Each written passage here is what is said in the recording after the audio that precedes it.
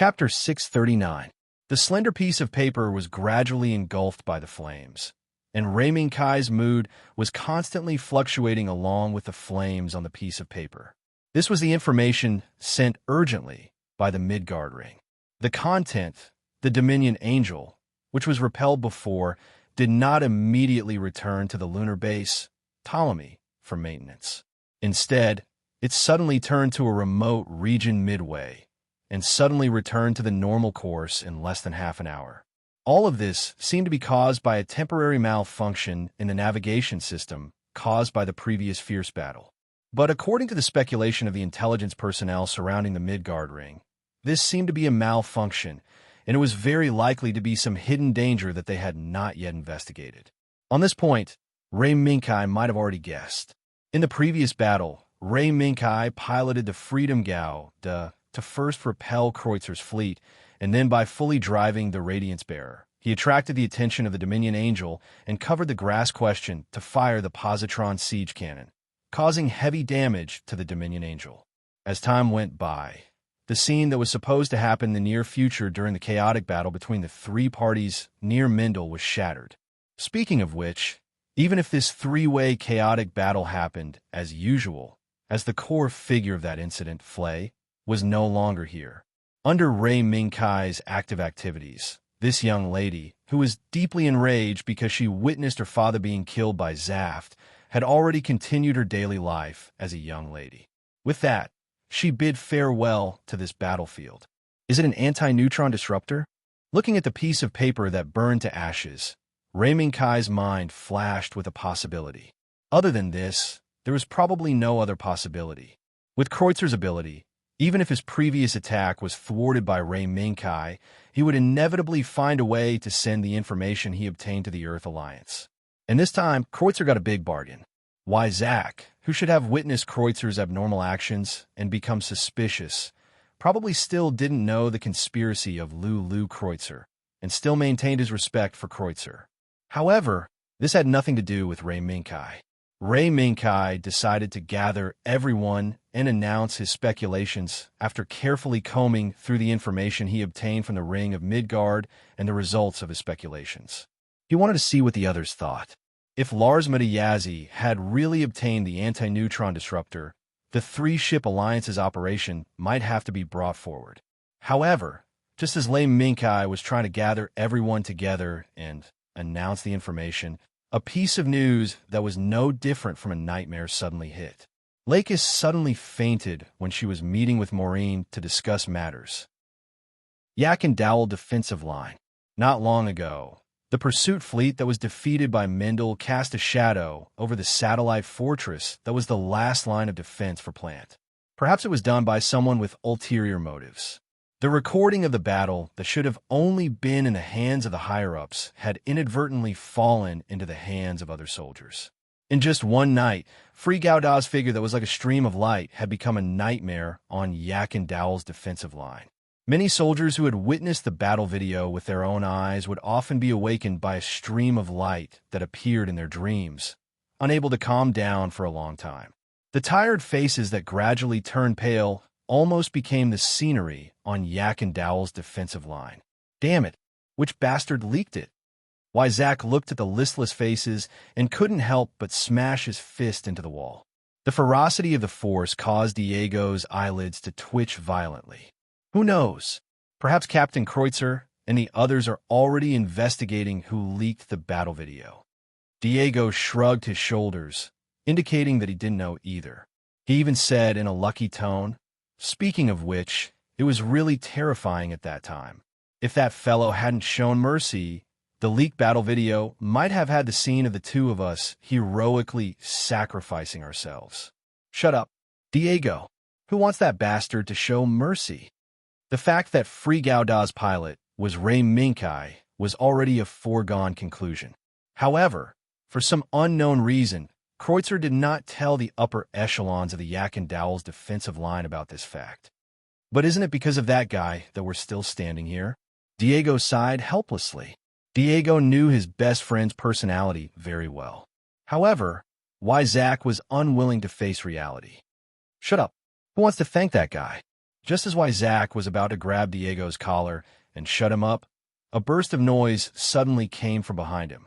The two of them turned around and saw that a few Zaf soldiers were nervously following the conveyor belt in the direction of Neku. The sharp-eyed Diego first raised his hand to remove Zach's hands from his collar, then reached out and grabbed the Zaf soldier at the back. "Hey, what the hell is going on?"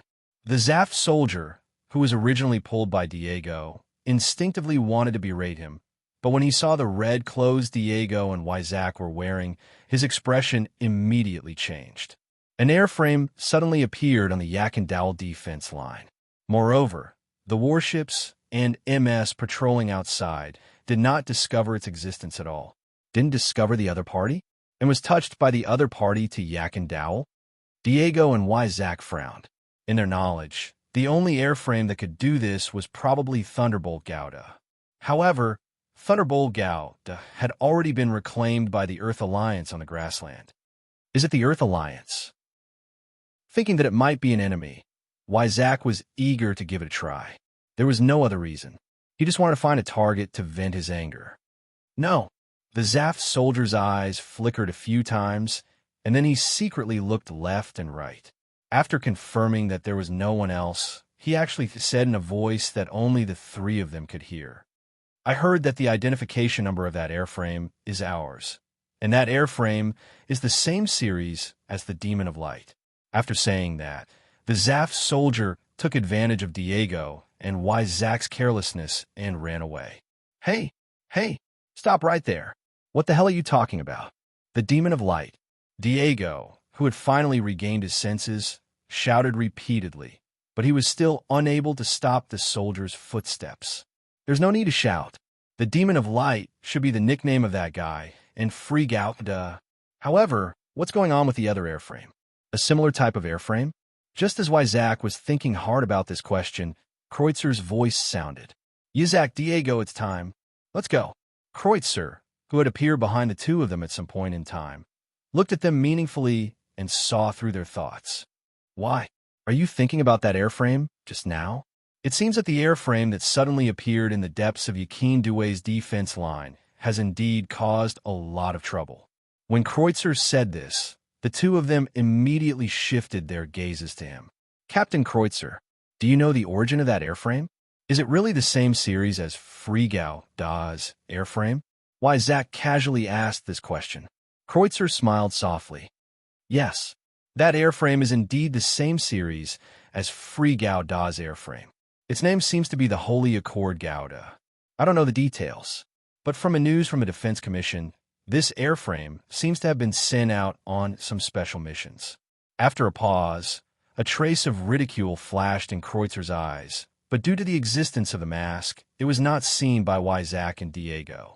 Perhaps the reason why this airframe suddenly appeared in the depths of Yakin Due's defense line and caused the surrounding warships and MS radars to malfunction was because of the orders of the Defense Commission to check the alert level of Yakin Due's defense line. After saying that, Kreutzer took a deep breath. "All right, that's the end of the matter regarding the Holy Accord Gouda. Our mission is not to stay here and investigate the purpose of the airframe's appearance here, but to immediately return to April City and submit a report about the Free Gouda and the SS Eternity to the Defense Commission in person." Hearing this, Yitzhak and Diego looked at each other and suppressed the doubts in their hearts at the same time. They replied in unison, "Don't worry. Yes, Captain Kreutzer." However, unlike Zach and Diego, who had returned to April City from Yakin Due's defense line, Kira, who had driven the Holy Accord Gouda into Yakin Due, was in a complicated mood, anxious and even anxious. This was because, in his arms, the pink girl's face was already pale. She tightly closed her pair of lively eyes, and even her beautiful and soft pink hair had turned a lot grayish-white. "Lakis, hold on." Kira did not know what had happened to the girl in his arms. In his memory, the girl who had taken the fever medicine had indeed improved a lot. She was even able to get out of bed and stroll through the abandoned colonial satellite with him, searching for supplies that would allow them to survive together. Holding the girl's small hand, Kira, who was shuttling through the colonial satellite with her, sometimes couldn't help but have the thought of taking the girl to live in seclusion together. That night, the pink girl who had confessed her identity to him was not disgusted or even abandoned by Kira. After revealing that she wasn't the real Lux Klein, but the real identity of the clone known as LH033, the girl was welcomed by Kira's warm embrace. It doesn't matter who you are. I only know that when I fell into darkness, it was you who brought me back to the light. So, to me, you're Lakis Klein. In the warm embrace, Kira's gentleness made the girl, who was an imprint, fall into it. However, this happy time did not last. Just when Kira thought that LH033 was about to recover, the girl suddenly fainted. No matter how Kira used all the medicine and methods he could find that might be useful, he could not wake the girl up for even a moment. It was only when Kira, who had exhausted all his efforts to save the girl, suddenly discovered that there were a few white spots on the girl's delicate little hand that Kira's psychological defense collapsed. The young man who originally thought that he could live in seclusion with LH033 and not care about the outside world finally carried the unconscious girl and boarded the Holy Accord Gouda again, charging into the Yakin Due defense line without hesitation. This is the Holy Accord Gouda identification code 285003. Yakin Due defense line, please answer. The blood-red body stopped in front of the Yakin Due defense line, silently looking at the MS class that rushed out of the satellite fortress in front of it, unmoved. This is Yakin Due. Please ask which unit you belong to. The sudden appearance of the Holy Accord Gouda in front of the Yakin Due defense line caused the entire satellite fortress to fall into chaos. Kira looked down at the girl whose eyes were tightly shut and whose face was getting paler and paler, and gritted his teeth. Yakin Due, this is the special unit directly under the Supreme Council. Kira Yamato, please contact the National Defense Committee immediately. The Holy Accord Gouda is currently escorting an important person. The situation is urgent. Please contact the mainland immediately. Please contact the mainland immediately. Kira's anxious tone shocked the command hall of the Yakin Due defense line. Please ask. The identification code was correct. The body identification code was also correct. However, just to be on the safe side, when I wanted to ask for more details, they were coldly shouted by Kira. What are you still standing there for? Please contact the mainland immediately. The situation is urgent. Hurry. Kira's ferocious expression scared the communications personnel, but Commander Zaft, who was standing next to him, pressed down on his shoulder. Don't panic. Let me do it. The Holy Accord Gouda. May I ask who the important person you're talking about is? No, you don't need to know this question. What you need to do now is to contact the plant mainland. The rest is up to the plant mainland to decide. The pink girl was lying quietly on the bed, so quiet that it was as if she was a sleeping princess. Maybe you can wake her up, right? White Cat State Zero jumped onto the bed and looked at Ray Minkai, who was guarding the bed, with a mocking expression. This is not a fairy tale. State Zero, don't mess around. Ray Minkai had been guarding the bed for a day and a night. Other than the doctor who came to observe the situation, the others tactfully left the space for the knight and princess duo. Who knows? White Cat State Zero swung its tail, and in the blink of an eye, the cat was lying on the bed, squinting its eyes to size up the sleeping princess in front of it. The scene in its eyes was completely different from what Ray Minkai saw. Rays of light that ordinary people could not see were quietly emerging from the void, and like swallows returning to their nest, they were orderly moving towards Lux. No, to be precise, they were converging towards a necklace. As expected, seeing this scene, White Cat State Zero could not help but sigh. Her Royal Highness may be waking up. Chapter 640. Lunar Base, Ptolemy. From a moment the heavily damaged Dominion Angel returned, the entire Ptolemy base became busy. Even Hal Barton, who was under house arrest in the depths of the base, noticed a trace of abnormality, but he didn't try to ask anyone, nor did he ask the higher-ups of the Ptolemy base to allow him to see the captain of the Angel again. Instead, he chose to use his eyes and ears to observe and listen to the abnormalities and strange sound around him. As time passed by, the true face of the mysterious gift brought back by Lars Metayazi was finally discovered by Hal Barton using the clues around him as a blueprint. An anti-neutron jammer? It seems that this war is about to usher in a moment of change. Hal Barton, who was under house arrest in the depths of the Ptolemy base, raised his head and looked at the dome. He had reason to believe that this war was bound to usher in a moment of change. But he didn't know which side would be on when the moment of change came. Would it be Zaft? Or the Earth Union? Or was he on the side of the mysterious mech that Bucky Lulu had mentioned? Hal Barton didn't know. But he knew that the time for him to take action was not far away. It's not far from the time for the Earth Union to take action again. On the other side of space, Ray Minkai, who had the same idea as Hal Barton, also said this to everyone. Take action again? Attack Zaft's territory? But in front of the Yazin Due defense line, didn't Zaft add a new satellite fortress called Boyas? Without most of the power of the Earth Union Universe Army, this fortress will be a difficult bone to chew. Mu, who had participated in many battles between the Earth Union and Zaft on the space battlefield, knew very well how difficult it was to chew the satellite fortress placed on the only way to plant. That's right. The satellite fortress placed by Zaft in PLNT must be a difficult bone to chew. Ray Minkai nodded and confirmed Mu's statement. Then he continued, that's right. But a few days ago, our intelligence personnel obtained a suspicious piece of information. And the fact that this suspicious information pointed to is that the Earth Union is likely to have regained control of the use of nuclear weapons. His words stirred up 1,000 ripples. Ray Minkai's casual words caused an uproar among the crowd. It must be known that the moment the war between the Earth Alliance and Zaft began to heat up was probably the moment the Earth Alliance used a nuclear bomb to destroy Unus 7. And Lei Minkai happened to have the identity of the last survivor of Unus 7. Therefore, when this information came from Ray Minkai's mouth, no one dared to ignore it or question it. Margot looked around and moved her lips. She wanted to confirm again, you're right. Your Excellency, please allow me to confirm the authenticity of this information once again. After all, this is not something that can be joked about. However, the one who answered her was not Ray Minkai, but Lux. That's right. Recently, Lux, who had been in a coma for several days, finally woke up. However, even though Lakis didn't look any different after waking up, everyone could sense the looming aura of a leader from her. This conflicted with her gentle and amiable image from before. Captain Margaret, the information I got is not wrong.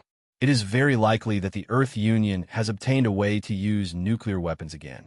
If satellite fortress Boyaz is really destroyed by Earth's nuclear weapons, then I'm afraid this war will only end in a life and death situation. Lakis's serious attitude made everyone's expression turn solemn. What about the attack time? Did you get the information? Carrie looked around and asked. But what she got was Ray Minkai's denial. We don't know about this. What we can know is that after the Dominion Angel returned to the lunar base Ptolemy, the entire base fell into a busy state. Moreover, supply operations from Earth have become much more frequent. That's all the information we got. Hearing this, everyone looked at each other and had the same thought. Should we set up an ambush near Satellite Fortress Boyas?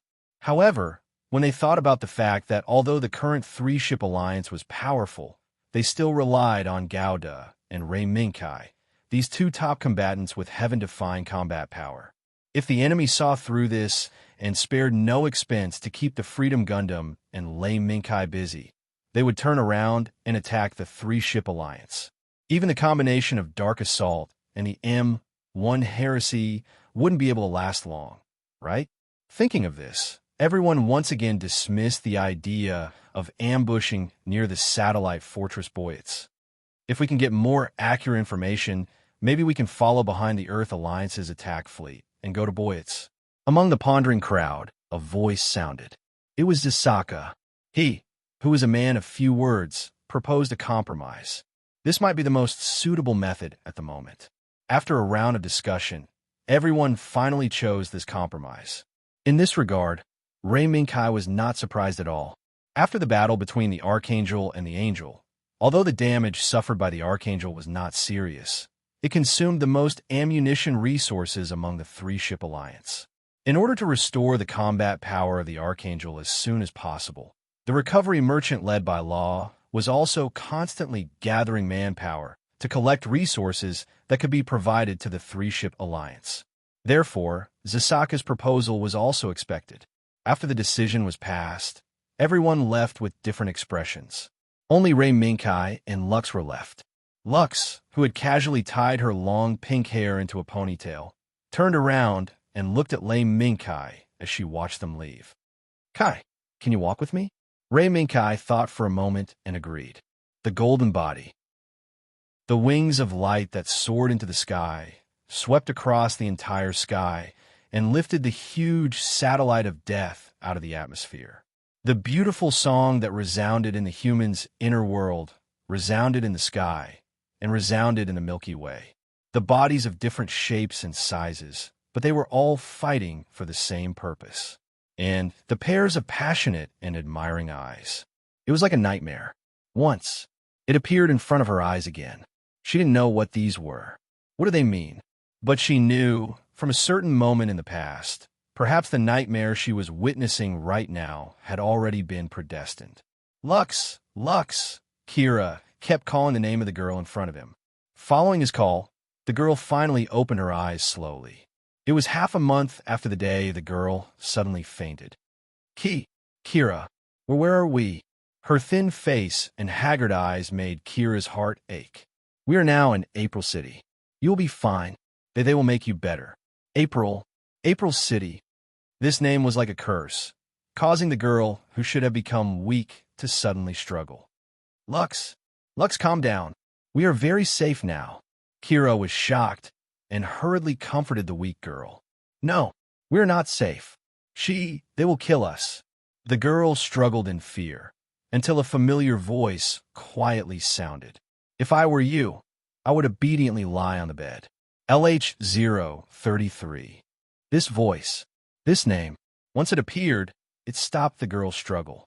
"Kira Yamato, if you want to save her, then complete the deal between us properly." A pink figure appeared behind Kira, looking down at the girl who was protected by Kira. Mia Pompey. LH033 said this name in a daze. Finally, he saw the mastermind behind the scenes again. However, she was still a doll being controlled by invisible strings. "I remember my name very clearly." Looks like your brain hasn't deteriorated much. This is not bad. Kira Yamato, you can stay with her for a while. However, after that, you have to complete the deal between us." Kira's eyes wavered a few times, but soon became firm. "I know. As long as you can cure her, I will complete the deal between us." They had the same face. However, the girl's temperament and eyes were completely different. She looked down at Kira and sneered. "You are somewhat infatuated. No wonder Aslan lost to a scum like you in the past."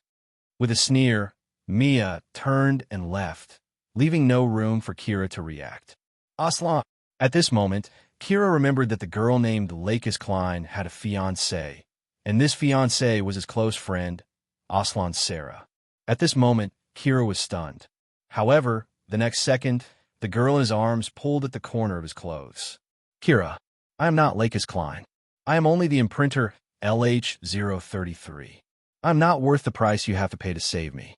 Mia, who appeared in front of him, did not say what the deal between Kira and her was. However, LH033 had already guessed it. Kira Yamato, who was crowned by some as the one who emphasized rectification the most, had been targeted by Mia Pompey and the mysterious girl standing behind her from the beginning. Thus she, the imprinter known as LH033, was able to appear in front of Kira Yamato. "It's okay. This is my personal opinion, and also my personal wish. So, let me use my own way to achieve it." Kira could see that the girl in front of him did not want him to step into the whirlpool that he should have jumped out of, but Kira knew that this was the only way he could save the girl. Kira called the girl's name softly, but paused in the next second. Then, Kira kissed the girl's forehead gently and said softly, "If you don't like the name Lakis Klein, then When you are better, shall we come up with a new name together? No matter if you are the imprinter or not, in my heart, you are still you." After saying that, Kira gently pushed the girl away and turned to leave resolutely, leaving behind the back view that was slowly isolated by the door and the weak girl who was barely supporting her body and staring at the back view. Their steps, one in front and one behind, gradually synchronized without them noticing. In the beginning, they walked one after the other, but later on, they walked side by side. They only walked through a passage that seemed to be very long, but was actually less than 10 meters long. As the automatic door in front of them opened, an image of a huge asteroid in the upper half and a vast, pitch-black space in the lower half appeared in front of Lei Mingkai. "Let's go in." Lakis tapped her feet lightly and lightly floated into the observation deck that could clearly see the outside world. Lei Mingkai muttered to himself for a moment, then followed behind Lakis and floated in. However, the two people who entered did not immediately start talking. They only reached out to grab the railing and quietly watched the asteroid rotate slowly outside. Perhaps 5 minutes had passed, or perhaps half an hour had passed. Lei Mingkai didn't find it boring at all as he quietly watched the asteroid rotate outside the window with Lux. "Kai, recently, I had a dream." The pink ponytail gently fluttered in the air as Lakis rotated, sometimes swaying, sometimes stretching, looking exceptionally gentle and beautiful. "Dream?" Lei Mingkai was a little surprised. "Yes, it was a dream." Lakis nodded. Her lively eyes seemed to be shining with a brilliance that Lei Mingkai was not familiar with. "In the dream, I saw a lot of people, a lot of things, and a lot of things." Lei Mingkai did not speak. He only waited for Lakis to continue. He knew that what Lakis needed now was perhaps a trustworthy audience. "Kai, in the dream, I saw my father's death. I saw the terrifying scene of the people of Plant being blown into space by the explosion. I saw the United Nations of Earth launching missiles at Plant. I also saw the ZAF soldiers who did their best to intercept the nuclear weapons." Lakis spoke faintly. As she spoke, Lakis' eyes began to drift, as if she had already looked at the unreachable end. "Lakis, did you see the future?" Lei Mingkai listened quietly, but he could not help but ask. Could it be that the Lakis Klein in front of him was really like the White Cat State Zero, who had recalled all her memories? Hearing this, Lakis slowly shook her head. "I don't know. I even saw Freedom Gouda and Justice Gouda. But as for the dream after that, I can't remember." Then, without waiting for Lei Mingkai to speak, Lakis slowly floated in front of Lei Mingkai. She gently pulled up Lei Mingkai's right hand and held it with both of her hands. "But at the end of the dream, I saw you. I saw you standing in the crowd with a white cat on your shoulder. The moment you looked at me. Kai, don't worry. I'm still me. I'm Lakis Klein. I'm the Lakis Klein you've protected since the Silver Wind incident." Chapter 641. The time for the attack had finally arrived. After suffering heavy losses, the Dominion Angel had no choice but to return to the moon base. When it set out again, it led a fleet loaded with taboo weapons and left the moon base in Ptolemy. Such a large-scale operation naturally could not be concealed. The moment the Dominion Angel left with the fleet, information was sent to different parts of the world through different channels, immediately causing a huge commotion. Those with a bit of foresight would have already thought that this might be the Earth Union's final gambit. Then, was this war really about to come to an end? The encrypted signal from the moon passed through several communication satellites that were disguised as rocks floating in the boundless space. Finally, it crossed the vast distance of space and arrived at the SS Eternity, a secret intelligence room inside. Then, under the analysis of the intelligence personnel, it was finally turned into a piece of paper that was handed to Lei Mingkai. The Earth Union has started moving. Lei Mingkai lowered his gaze and gave it a cursory glance before handing it over to Lux, who was beside him. Lux took a look at it and silently nodded before handing it to Baltfield, who was sitting opposite her. Bartfield took a look at it and sneered a few times. "I didn't expect that Knight's guess would be correct. It seems that the Earth Union has really found a way to deal with Boyaz." In the previous meeting of the three Spaceship Alliance's leadership, Ray Minkai had speculated that the Earth Union would most likely regain control of nuclear weapons. In the end, the development of the situation was indeed in the direction that Ray Minkai had predicted. No matter what, we have to inform Captain Margaret and the others. Captain Baltfield. Lux raised her head and looked at Baltfield. Yes. Baltfield nodded and casually handed the piece of paper with the Earth Union's movements to the woman behind him. Aisha, I'll have to trouble you. Send this information to the Archangel and Kusanagi. Understood. Aisha nodded and turned to leave the room. Then, Baltfield muttered to himself and clenched his fists. Then, Sir Knight, do you think we should go and save Boyaz? I remember that Boyaz people are staunch supporters of the Salafists. This might be a problem. However, it was not an unsolvable problem. Even though the Klein faction and the Salam faction were like fire and water, and even seemed to be at odds with each other in certain aspects, Lakis naturally had to save those that could be saved. No, Captain Baltfield. No matter who the people of Boyaz support, they are still our fellow countrymen. They are all people who have been dragged into the whirlpool of war and are unable to extricate themselves. We cannot watch as Boyaz is destroyed by the United Earth's nuclear weapons. Lux said with a serious expression.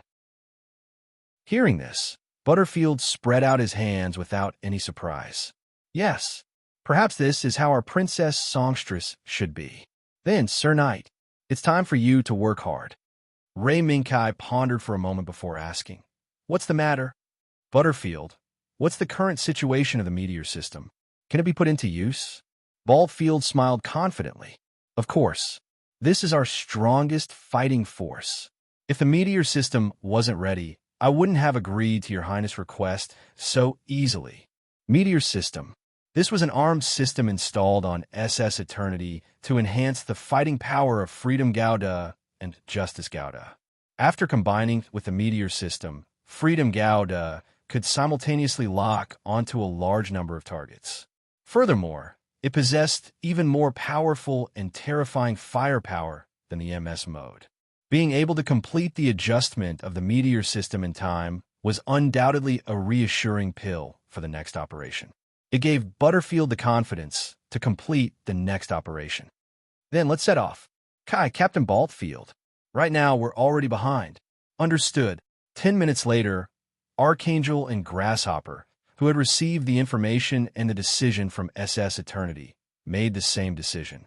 Amidst the flames emitted by the propulsion engine, SS Eternity in the middle was the first to move. It left the shadow of the asteroid and headed straight for the satellite fortress, Boyaz.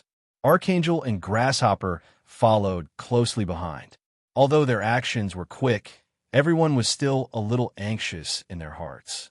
Although the speed of the information gathering around the Midgardian ring was astonishing, they were already half a step behind. Under such circumstances, perhaps it was already too late. In the pitch-black void, the fleet led by Main Angel advanced with their heads held high. They took the most crucial step towards the satellite fortress, Boyaz, which was getting bigger and clearer in the distance. On the bridge of the Main Angel, Mutta Yazral's lips curled up slightly. He, who had obtained the final decision within the Earth Alliance, and the blue Persian chrysanthemum with his tough words, had brought the ultimate weapon that he regarded as enough to change the situation of the war to the Dora plant. Time's up. Captain Bucky and Lulu. Let those two guys attack.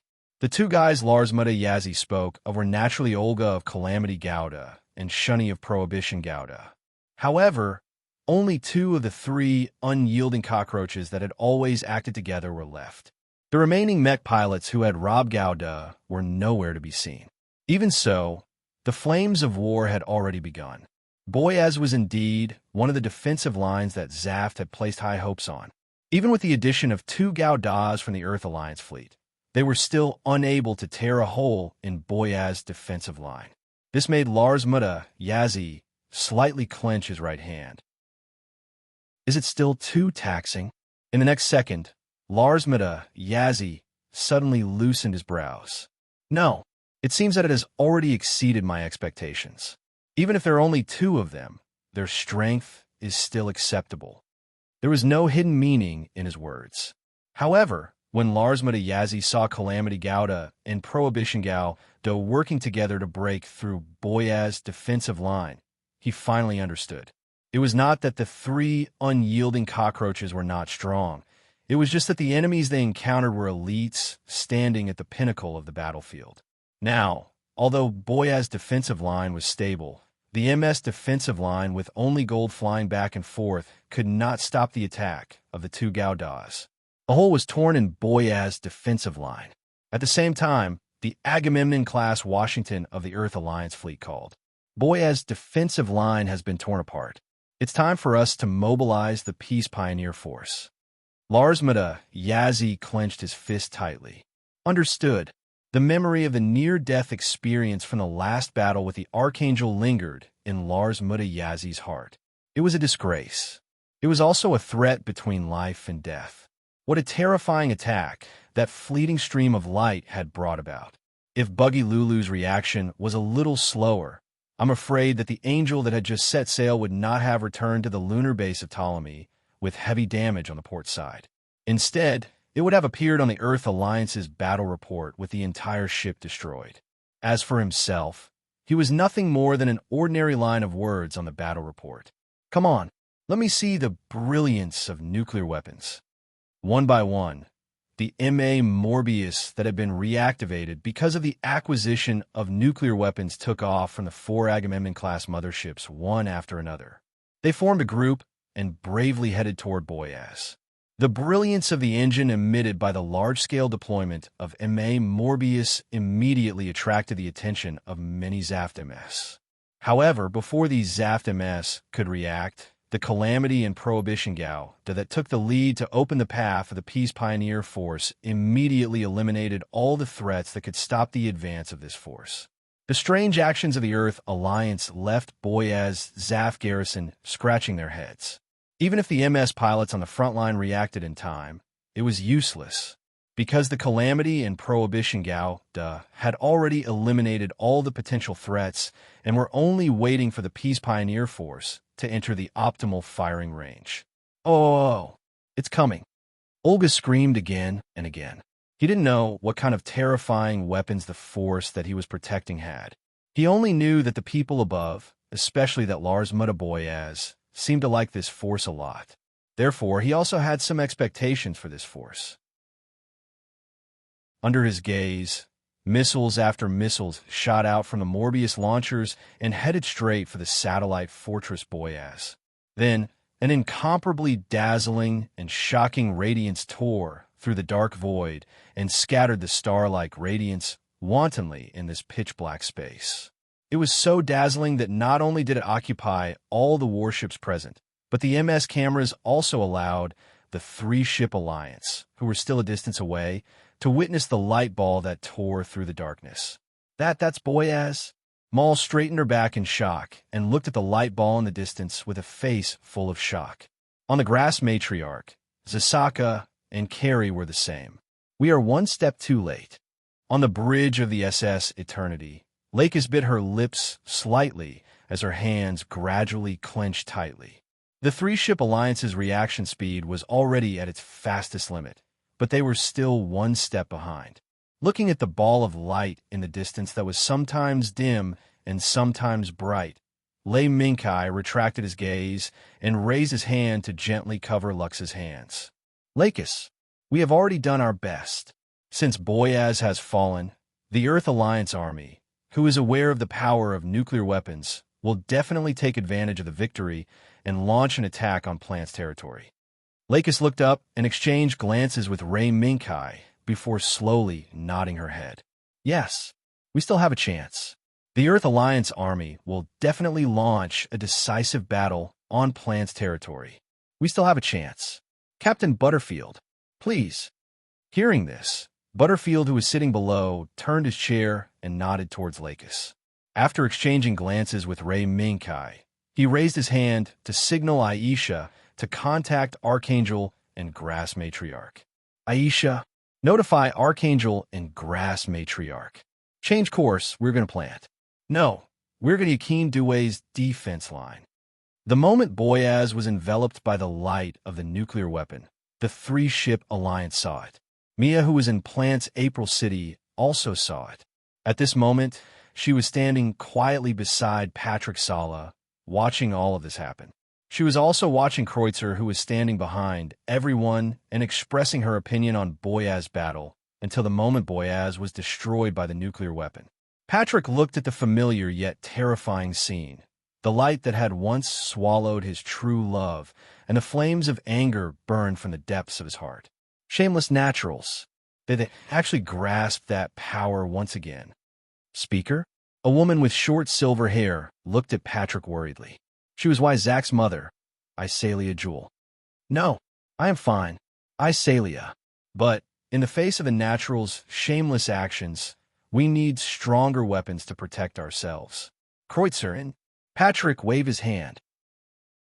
After calling out Kreutzer's name, he paused for a moment before looking at the young lady who had never expressed her opinion or interfered with the decision of the council members.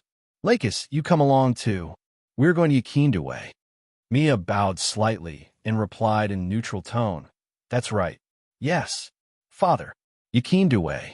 That was Plant's last line of defense. Not only did Zaf deploy a large number of troops here, he also deployed the forces that Patrick and the rest had high hopes for. In an airship that glided out of April City's port, Patrick had just closed his eyes when he was unexpectedly awoken by a gentle touch on his head. Please relax. Father, you have been a little tense recently. Let me help you relax a little. The soft and familiar voice made Patrick subconsciously relax. He slowly closed his eyes, but he didn't fall asleep because of it. Lakis, how is Aslan's situation recently? Pretty good. Aslan was now training the newly formed Defender Army. I heard that it is going well. It's at Yakindaway, right? Patrick remembered that Aslan had suddenly come to him not long ago and volunteered to lead the troops. Although it was a little abrupt, it was nothing. As the chairman of the National Defense Committee and the speaker, such small matters were naturally not a problem. Mia nodded, her hand movements becoming softer and softer, making Patrick even more relaxed. Yes, it's at Yakindaway. The journey from April City to Yakindaway was not far. While Patrick and Mia were talking, the airship entered Yakindaway's port. The moment the airship stopped, Patrick opened his eyes again. The iron-fisted chairman of the National Defense Committee that Zaft was familiar with had returned. Lakis, after this battle, Aslan and the Sarah family will be in your hands. Although Aslan is not very useful, we will still have to trouble you. The moment he stepped out of the airship, Patrick spoke to Mia as if he was leaving his will. Yes, father. Chapter 642. Silence. It was the atmosphere at this moment. It was also the attitude that everyone should have at this moment. Under the gaze of many logistical personnel of the Yakindaway defense line, a group of people with a completely different temperament from the other Zaft MS troops stood among Neku. They silently looked at the young man with short blue hair and a red mask on his face. Although the young man's face was covered by a mask, everyone present already knew his identity. Aslan Sala. He was the son of Patrick Sala, the chairman of Plant's National Defense and the Speaker of the Supreme Council. He was also a young man with outstanding talent. Under the righteous cause of fighting for Plant, he was entrusted with an important task by the National Defense Committee to form an MS team named Defenders. Although no one had seen the other members of this newly formed MS team before. However, judging from the airframe that Zaft had specially configured for this MS team, this Defender was enough to become Zaft's most elite unit the moment it was formed. Even though the composition of the people standing in front of Aslan was a bit puzzling. In this team, there was a young pilot with a handsome face and a tall and straight posture. There was also a burly and steady strong man, and there was also a pair of petite twin girls who looked almost exactly the same. From tall to short, from front to back, from left to right, even though these people stood straight and had a serious expression, it was difficult to give off the feeling that this was an elite team. Everyone, suddenly, Aslan, who was standing in front, yelled, causing the defenders to be shocked and focus their attention on Aslan. A few days ago, the news of Earth United regaining nuclear weapons and capturing Boyaz in one fell swoop. I believe you all already know. Then, there's only one mission for you now, which is to guard the gate of plant. You must not let Earth United's nuclear bomb hit plant. Yes, Captain. Under the red mask was a cold gaze. The team member in front of him loudly agreed, but it didn't seem to arouse the ripples in the eyes, as if it was a matter of course. Everyone dispersed, leaving Aslan alone. He stood in front of a gray Mecha and pondered silently. This was the same series of Mecha of the Free, Gouda, who had already earned the title of Demon of Light in Zaft. X-09A Justice Gouda. The time it took to go offline was not much different from when Gouda was free. However, it remained in Zaft, while the free Gouda was taken away by Ray Minkai and the others. Now, this brand new airframe that was lucky enough to be left in Zaft had also become Aslan, Sarah's new airframe. Aslan, Justice Gouda's OS had been debugged. We can attack at any time. Among the departing figures of the crowd, another beautiful figure appeared. She was Alice Pompey. Ever since Aslan had established the defenders in Yakin-Duway, everyone here knew that this young lady had appeared as Aslan's exclusive trainee. They would often see this red-clothed girl circling around Justice Gouda all day long. I understand. It was just that the falling flowers were unrequited by the heartless brook. In the eyes of outsiders, Alice's passionate actions only received Aslan's cold response. No matter how passionately Alice talked to Aslan, she was always greeted with a cold sentence and a back view that turned and left without hesitation. Every time they saw this scene, the onlookers couldn't help but sigh for Alice's encounter, at the same time be surprised by Aslan's indifference. After all, in Plant and Zaft, most people only knew that Aslan and Lux had already been engaged, but they didn't know that Aslan and Lux had already broken off their relationship. As for what these onlookers were thinking, Alice didn't care. She knew that after Aslan was put on that mask, there wouldn't be much emotional fluctuation. That was a mask that suppressed human emotions to the minimum, allowing the wearer's rationality to be at its peak at all times. At the same time, it would also be controlled by a special signal sent out at a special frequency. Therefore, no matter how cold Aslan was now, it also meant that the mask was working as Alice and Mia thought. Aslan, don't blame me. Alice looked at Aslan's back view and sighed faintly. She turned back to look at Gouda, and then at the grayish-black body next to Gouda. However, the body's shoulders were even sharper, as if it was carrying a huge inverted triangle on its back.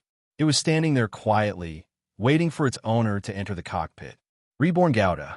It was also a body of the same series as Freedom Gouda, which Zaf called the Demon of Light. However, just like Holy Accord Gouda, it wasn't active in the main story, but was active in the Heresy chapters. Due to some reason, it fell into the hands of the Earth Alliance and became entangled with law and the trash chamber of commerce. Of course, under Alice's control, just like Holy Accord Gouda, Reborn Gouda was sent to Yakin-Duway in advance and was ordered not to be touched by anyone other than herself, thus putting an end to what happened next. It wasn't for anything. It was to be able to fight together with Aslan in the next battle. The war was about to begin. After completing the resupply, the Earth Alliance Moon Fleet where the Angel was located set sail again. With the high morale of defeating Boyaz in one fell swoop, they rushed straight to the door of Plant. Looking at the Earth Alliance Moon Fleet coming from afar, Zaft's battleship, which was first set up on Plant's defense line, immediately released all of its MS and took the lead in the first battle. In the first wave of MS troops intercepting the Earth Alliance Moon Fleet, Wyzak and Diego were among them. The fully armed Dual Gouda and Storm Gouda were especially eye-catching among the group of Golden. As soon as they appeared in the largest detection range of the Earth Alliance Moon Fleet, they would be attacked more than Golden on the spot, and more terrifying. Dual Gouda's auxiliary propulsion engine suddenly turned to the right. With the powerful thrust, Dual Gouda was able to dodge the incoming missile's attack path in time, and it also gave Dual Gouda a good opportunity to counterattack. Boom! Boom! The 220mm 5-barrel missiles on his left shoulder fired a volley, forcing the two charging daggers to retreat. Diego, support at any time. We absolutely cannot let this fleet break through the defense line. Although Zach's side was dealing with it easily, the pressure on other aspects was increasing. Even though Zaft had begun to prepare for the situation where the Earth Alliance moon fleet would take advantage of the victory to attack after Boyaz was captured by nuclear weapons, judging from the 4 Agamemnon-class motherships behind the Angel, which were still unmoved no matter how intense the frontline battle was, this Earth Alliance fleet must have a backup plan. Received. Why, Zach? Isn't that a warship with nuclear weapons? Diego also noticed the 4 Agamemnon-class motherships, but they were too far away. With Storm Gauda's effective range, he couldn't touch the 4 Agamemnon-class motherships at all. I'm afraid so. Inform the rear to get ready. Zach gritted his teeth and glanced at the Angel Lord in the middle of the fleet. If they wanted to attack the 4 Agamemnon-class motherships, they would have to pass through the Angel Lord's defense net first. Moreover, while Zach was thinking about how to attack, 3 dots of light rushed out of the Angel Lord's takeoff runway one after another, heading straight for Dual Gauda and Storm Gauda. Zach. They're attacking. We're being watched. It's the 3 airframes that Captain Kreutzer mentioned. They've finally appeared. Diego, be careful. Zach didn't know how Kreutzer obtained the information about Calamity, Forbidden, and the 3 Gauda. He only knew that if these 3 airframes rushed into the defensive line, they would inevitably cause a series of uncontrollable accidents. As a result, the battle between Storm Gauda, Dual Gauda, and Calamity, Forbidden, and the 3 Gauda was the first shot fired by Storm Gauda's long-range beam cannon. Under the beam of light, the 3 Gauda scattered on the spot, enveloping Dual Gauda and Storm Gauda in their attack range in an expanding triangular formation. This was the tacit understanding that the 3 rookies had trained day and night. However, such a tacit understanding was extremely abnormal in the eyes of Olga and Xia and I. Hey, Olga, is Krat still alive like that? Xiani's eyes were as flexible as before. No, it should be said that he was 3 times more flexible than before when he snatched Gauda. He couldn't help but send an encrypted communication to Calamity. Gauda, idiot. How can he be considered alive like that? Olga clenched her teeth tightly and forced herself not to think about the scene when she saw Krat just now. Half of his face was replaced with an iron plate, and his right eye was replaced with an electronic eye that emitted a cold light. Even his voice had become no different from a cold electronic voice. This was the appearance of Krat, who had returned with great difficulty, wearing a pilot's uniform. If the pilot's uniform was changed, Olga believed that the scene hidden behind the pilot's uniform would be even more terrifying than what they saw. From the looks of it, Krat could no longer be called a human. Damn it, Olga's reaction made Xia and I upset. No matter how Xia and I thought about it, he couldn't think of a reason. In the end, Xia and I could only turn the many problems that troubled him into anger and fiercely attack Dual Gauda. The crazy attack immediately increased the pressure on Zach, but he had no choice but to raise his spirits to deal with it. On the other side, Storm Gauda, who wanted to support Gauda in the duel, was also stopped by Robin Gauda. At the same time, Calamity Gauda, which was also designed to deal with long-range firepower, followed behind Robin Gauda, completely sealing off the last possibility of Storm Gauda supporting Dual Gauda. Damn it. Diego, kill them first. Understood. The battle became more and more intense, making it impossible for Zach and Diego to divert their attention to the movements of the 4 Agamemnon classes. This was exactly what Lars wanted. The airframe that was seized by Zaft's group of thieves was finally entangled. Forget it. It's time. The Peace Pioneer Army entered the attack sequence. In the pitch-black space, in the universe with many funnel-shaped colonial satellites floating, it was burning with a ghastly blaze. Are we late? Margaret frowned as she looked at the battle flames that were getting closer and closer to plant. No, it's not too late. Free Gauda's speed can reach plan in time. Other MS, please prepare to chase after him immediately. When Free Gauda arrives on the battlefield and delays the enemy's movements, cooperate with the speed of our battleships entering the battlefield and attack as soon as possible. As Lux's voice sounded, she made a series of arrangements for the following actions.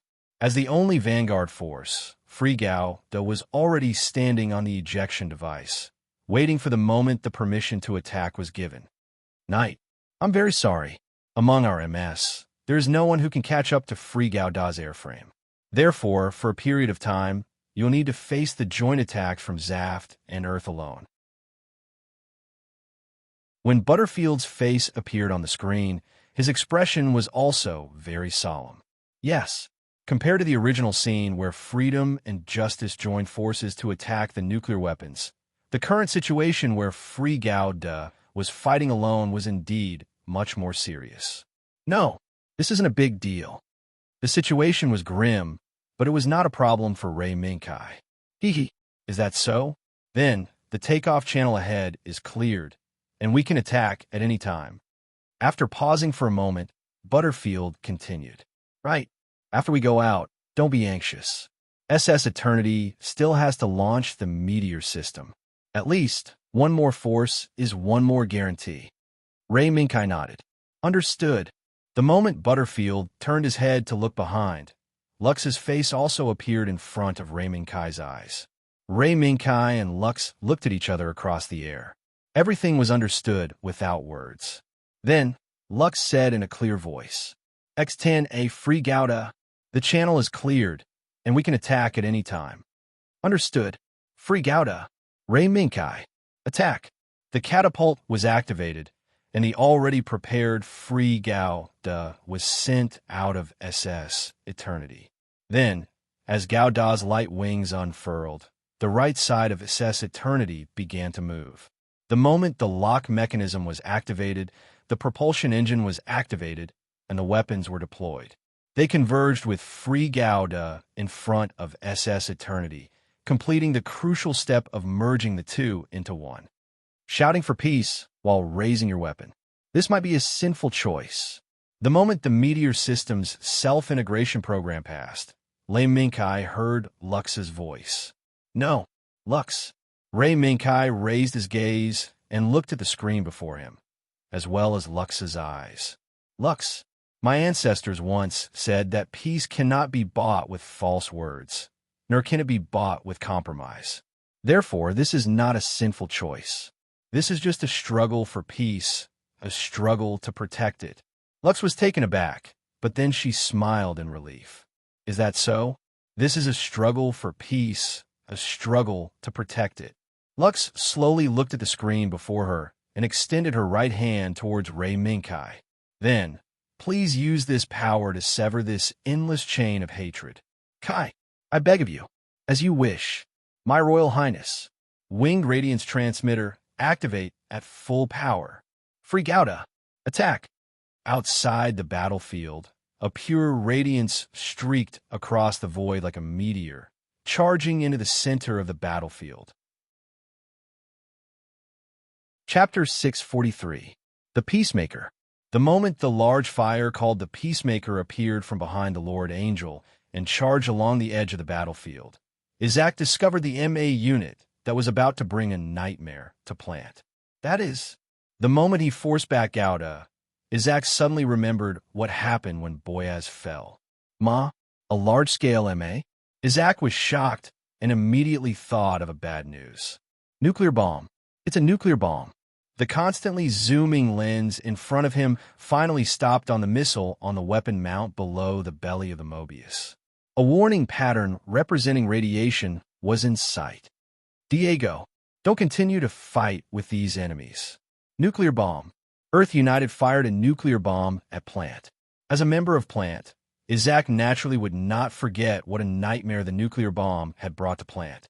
Unius 7 and Boyaz, who had just been destroyed by a nuclear bomb.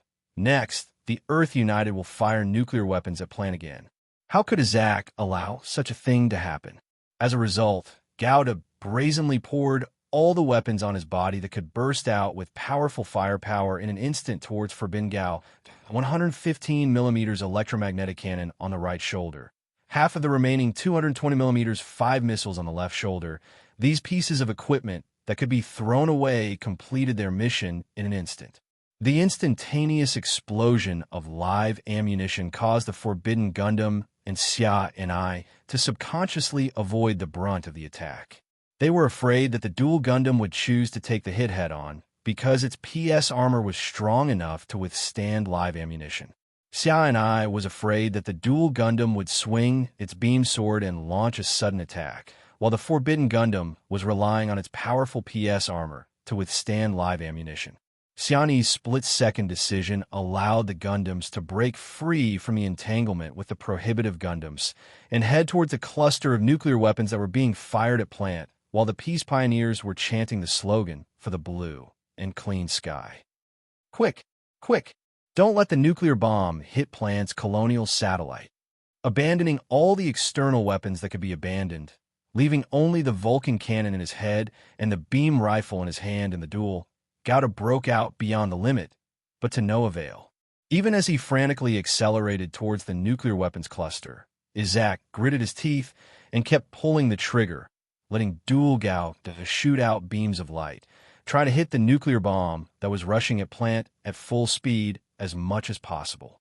As Izak used all his strength to call for backup, Kim and Sigger, who heard Izak's voice, immediately turned their guns, either trying to shoot down the nuclear warhead like the dual Gundam, or accelerating to close the distance between them and the nuclear warhead. However, these actions attracted the attention of the Forbidden Gundam that had just been shaken off by the dueling Gundam. Don't hit those. It's beautiful. Shunny didn't care what Dual Gowda was doing or whether he wanted to catch up. He only knew that if he let those gold in and Higu followed Dual Gowda, then Izak and the others might successfully intercept the nuclear bomb. Therefore, the Gold Graces who wanted to follow behind the dueling Gundams and work together to shoot down the nuclear bombs became targets for the Gundams to be banned. Every time Shunny laughed, a few Zines would be shot down. Damn it, Diego, why aren't you here yet? Gowda became more and more powerless in the duel, with only the beam rifle that could barely keep up with the speed of a nuclear bomb. Izak really hoped that Storm Gowda, who had stronger and more long-range firepower, could come to intercept the nuclear weapons cluster. However, just as Izak thought, Calamity Gowda and Gowda, who were besieging Storm Gowda, also thought the same. The highly mobile Snatch Gowda once again recreated the situation when they besieged Nigger and Mu.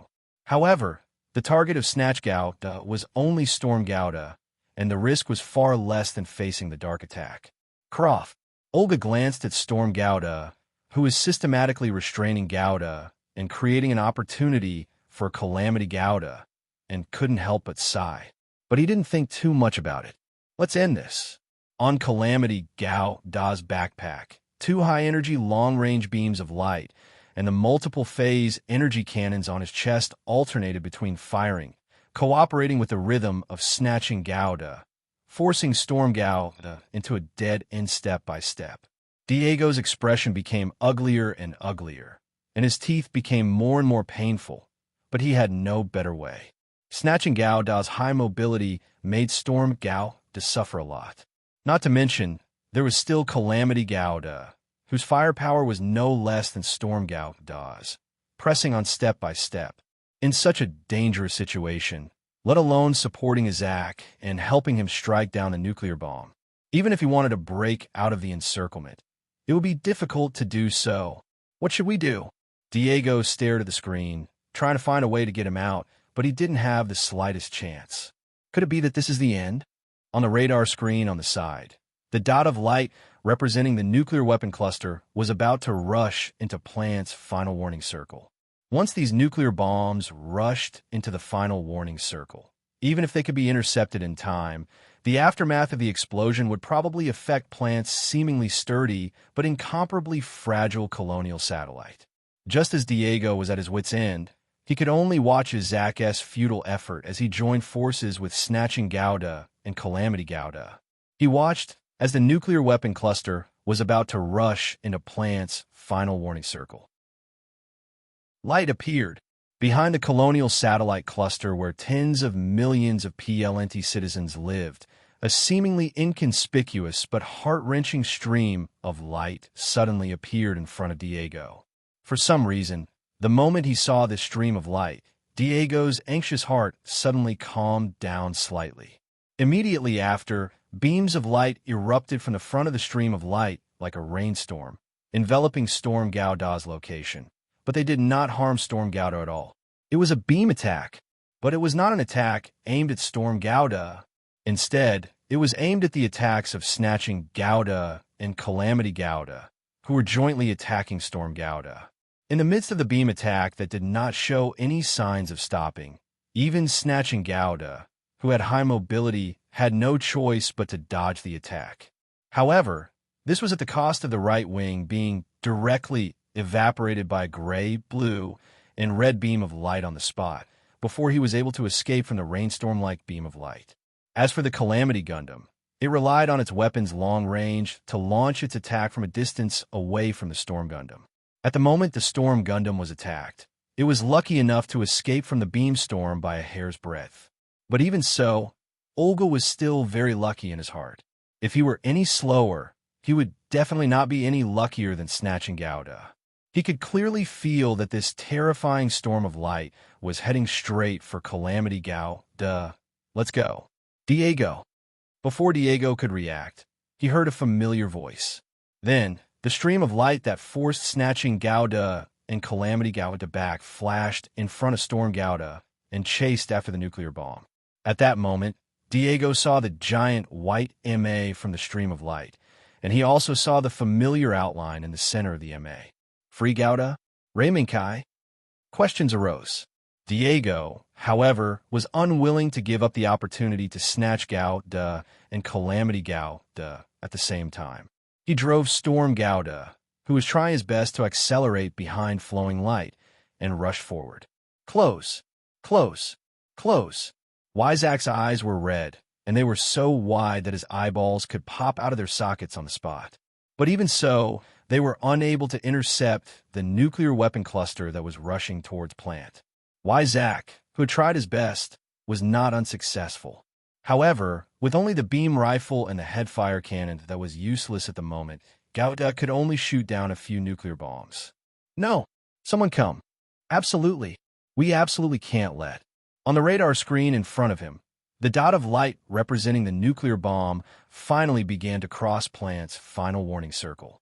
As long as a few more minutes passed, the huge number of nuclear weapons would inevitably turn several, more than 10, dozens of colonial satellites into cold tombstones floating in space.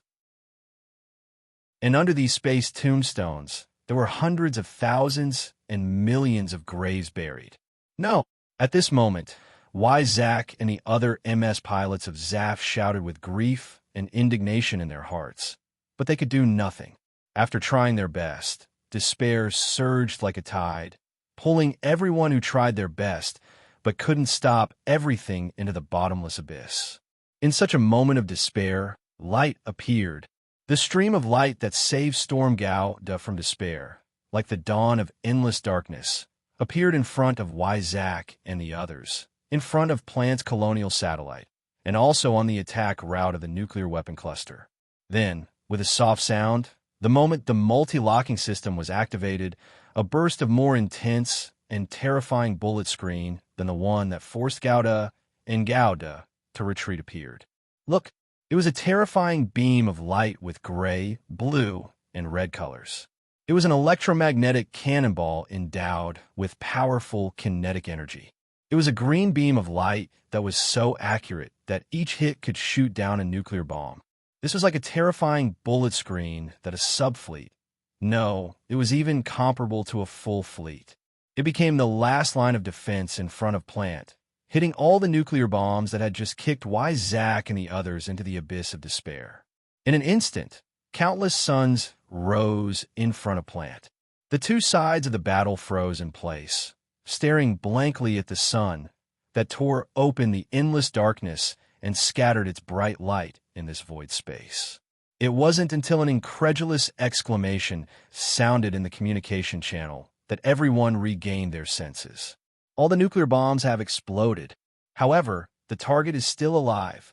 How is that possible? As soon as she heard this news, Bujaluru stood up on the spot, clenched her hands tightly, and stared at the back of the dazzling light. She knew that in front of that wave of terrifying nuclear bomb offensive, There is the most powerful enemy the Earth Alliance had encountered so far. How is that possible? Again, notify Washington. Send out peace pioneers again. I want to see how many they can stop. Unlike Bujalaru, who had already realized that the battle situation might be reversed, Mutayazi, who could not accept the upheaval in front of him, issued the latest order on the spot. Under the dazzling light, Wyzak, who had just fallen into despair, also stared blankly at the back of the dazzling light. The MA with white armor and gorgeous shape, and the MS in the center, Freedom Gaudalu. Meteor System. Freedom Gauda. Wyzak clenched his teeth so hard that they almost bled. He didn't understand why the person who had already betrayed Plant would suddenly come out to mess up the situation and save Plant's life. Hey, Wyzak, are you okay? I finally made it. At this time, Diego's voice was heard. Diego? Who is that? Wyzak bit his lip and asked subconsciously. Diego raised his eyebrows, but his attitude was much calmer than Wyzak's. Who else? Our military academy's cohort. Number 1 Raiminkai. Bastard. That's a traitor. A traitor who betrayed us. Yitak roared hoarsely, but Diego didn't care. But it's also because of this traitor that our home, Plant, survived. Wyzak was shocked when he heard this. At the same time, when Freedom Gauda destroyed all the incoming nuclear bombs, the 3-ship alliance followed closely behind Freedom Gauda and rushed out from the shadows of Plant's colonial satellites. Earth's army, stop attacking immediately. Do you really know what you're using? If you continue to use this kind of weapon that tramples on people's wishes for peace, then we will use all our strength to defeat you. From the SS Eternity, which was the leader of the 3-ship alliance, came a voice that shocked Zaft. Lakis Klein? Miss Lakis? However, among the Zaft pilots who participated in the defense of Earth's joint attack, there were many who knew that Plant's Lakis Klein had already followed Patrick Sala to Yakinduwe. Moreover, in Zaft's report, the SS Eternity had been defined as a traitor's warship. This was because Lakis's voice only caused Zaft's side to be stunned for a moment. After that, they continued to fight with Earth's moon fleet. The intense battle would not stop because of Lakis's voice. On the contrary, Mutayazi, who heard this voice, laughed wildly. Ha ha ha ha ha. Hey, how naive. While hindering us, you're shouting for us to stop. How hypocritical. Attack continue. Bucky Lulu turned around to look at Lars Mutayazi, then sat back in his seat. His gaze moved up, looking at Freedom Gauda on the screen. He slowly raised his right hand. Lord Angel. Maximum battle speed. Target Archangel. Chapter 644. As soon as the Archangel appeared, the main angel immediately took action against it. However, before the Archangel could respond, it was interrupted by Ray Minkai. Under the combination of the Freedom Gauda and the Meteor System, an impenetrable firepower intercepted all the incoming nuclear bombs. At the same time, Ray Minkai's attention was also focused on the other side of the Plant Colony satellite cluster, where Yakinduwe was located. At the position where Yakinduwe was located, Zaft's most powerful and terrifying trump card was hidden. Archangel, maintain the current formation. Don't join forces with Earth alone. Perhaps Zaft's attack is coming. Ray Minkai's words were not only sent to the Archangel, so the 3-ship alliance could hear Ray Minkai's words. Kai, you mean? Just as she finished speaking, some fragmented images appeared in Lux's mind, and she stood up from her seat. Kai. At this moment, Lux's voice became unusually solemn. You mean the thing next to Yakinduwe? Ray Minkai's eyes moved, but he still nodded slowly. Lux's current performance was just as State Zero predicted by the White Cat. Perhaps she had already remembered some things. All ships maintain their current positions and do their best to intercept the incoming nuclear bombs. Don't take another step forward. Lux's expression changed slightly, and she finally gave this confusing order. Looking at the two people speaking in riddles, Margaret and Carrie were confused, but Butterfield sighed thoughtfully. Looks like the war is going to get even crazier. Not only did Lux's public broadcast spread throughout the battlefield, It was also heard clearly by Yakin Due.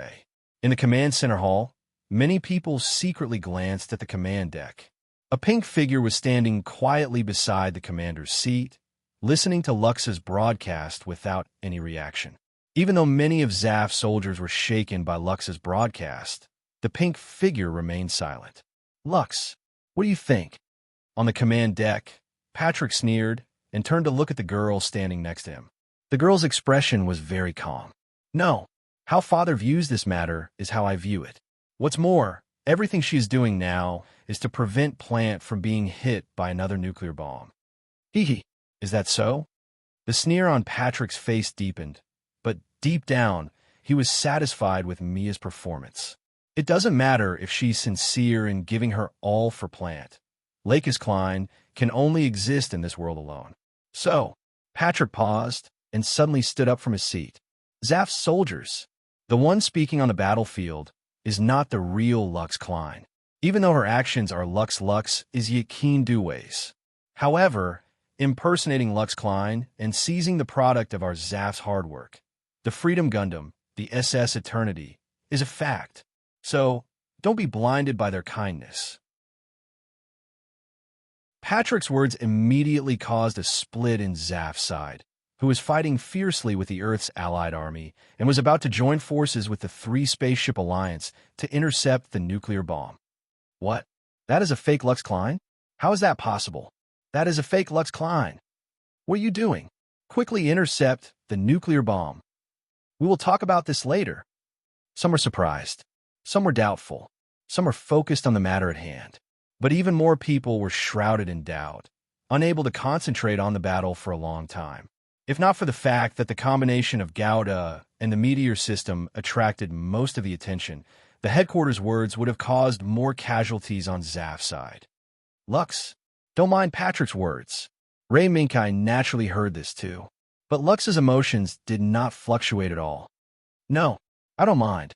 From the day the name of Lakis Klein was taken away, I had the resolve to face this day. Lux's performance was very strong, causing Butterfield, who was worried that Lux would be affected by Patrick's words, to sigh slightly. So strong. Our princess.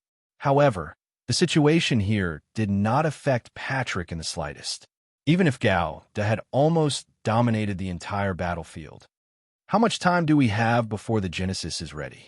After Patrick finished his speech, he sat back in his seat and asked again. Yes, we can fire at any time. Then, let our fleet leave the firing path. Patrick raised his hand, indicating that they should act according to the plan.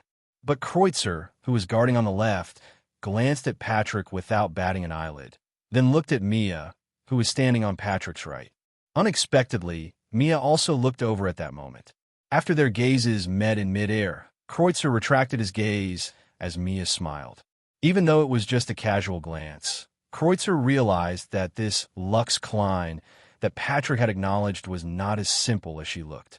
She was just like the red-clothed elite, Alice Pompey, who always circled around Aslan. An unstable factor? Just like that knight who piloted Gouda. At this moment, all the preparations were complete. Patrick leaned forward slightly and said in a clear voice, "Let the troops fall back. Azaria, let the Earth Union see our new power." In an instant, Yakin Due's stern warning filled the entire battlefield, but it was only limited to Zaf's side. And when the three-ship alliance saw Zaf's fleet and MS begin to retreat, they immediately thought of the riddle that Ray Minkai and Lux had just played. Zaf's new weapon? Marlene was shocked and immediately asked the SS Eternity.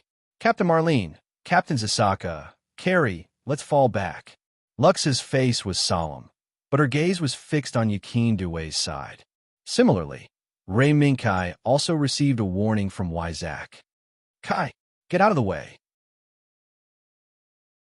The Genesis is about to launch." But before Wyzak could finish his warning, Gouda had already flown past the dueling Gouda, avoiding the Genesis shooting trajectory. Wyzak almost choked on his unfinished words. That bastard. Did he already know what the Genesis era was all about from the start? Wyzak opened his mouth and turned to chase after Gouda, leaving Diego very helpless. That's right. compared to Raymond, who had just found out what the Genesis was all about. He indeed already knew about the existence of the Genesis, but he did not have any compassionate thoughts because of this. Nigger, Major Moo. All MS, hold off on attacking. MS, who have already attacked, return to your mothership and assist in the defense. The moment the three-ship alliance entered the battlefield, Dark Assault and Moo's M1 heretics and other MS also attacked. But they did not come at the right time. Due to Gao Da's superactive, the Earth Alliance's nuclear attack suffered an even more terrifying blow. No matter how many peace pioneers the Earth Alliance invested in, with a flying wing-type radiance bearer at full power, Freedom Gao Da, who had the speed to look down on the entire battlefield, became a nightmare for the peace pioneers. Every peace pioneer, every nuclear bomb that was launched, they were all dead souls under the Freedom Gundam's guns. This also caused the Black Assault, M1 Heresy, and other MS troops to be idle. Good. Nigger and Moo did not say anything and immediately turned back, returning to the airspace between the SS Eternity and the SS Archangel. As for the SS Chow Wei, it was naturally protected by many M1 heretics. The Earth Alliance was puzzled by the sudden retreat of the Zaft fleet. In particular, the terrifying body that had just pressed the Peace Pioneers' forces in front of the plant and the scene of Freedom Gao, the retreating immediately made Muda Yazi Lars surprised at first, then happy. That monster body retreat. This is an opportunity. Quick, quick, throw the rest of the Peace Pioneers in. Yazi Lars, director. I'm afraid. Shut up. This is an opportunity. How many Peace Pioneers' forces has that monster stopped? It's because of its appearance that our attack has been delayed for so long. Now is a great opportunity. Buggy Lulu bit her lips, but she could not say anything to let the fleet temporarily suspend their attack and observe the situation, because she found that the fleet where the Angel was now seemed to have fallen into madness. And this crazy Earth Alliance moon fleet did not know that the glory of death had descended on this world. Genesis aiming. Use the mirror to expand. Starting voltage. Phantom outer layer colloid removed. Ripples.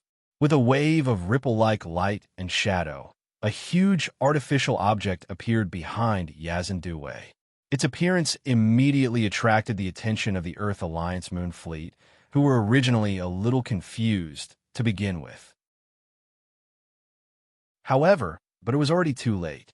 As the last Zaf battleship and the last Xeon withdrew from the firing trajectory of Genesis, a smile appeared on Patrick's face. This is our victory. Earth Alliance, you lost. Then Patrick stood up, raised his right hand, and shouted loudly, "Let's go. Let the light of Genesis open up a new world for us adjusters. Genesis, fire." With a command, the Genesis firing program was immediately released from the command center. In the blink of an eye, a dazzling yet terrifying light burst out from the interior of the Genesis. Under the refraction of the mirror several times, it was like the thunder of heavenly punishment in the legends. It went straight to the universe where the Earth United Lunar Fleet was located. In just the blink of an eye, the rolling thunder that seemed to be able to spread from the void appeared in the minds of the humans who witnessed all this.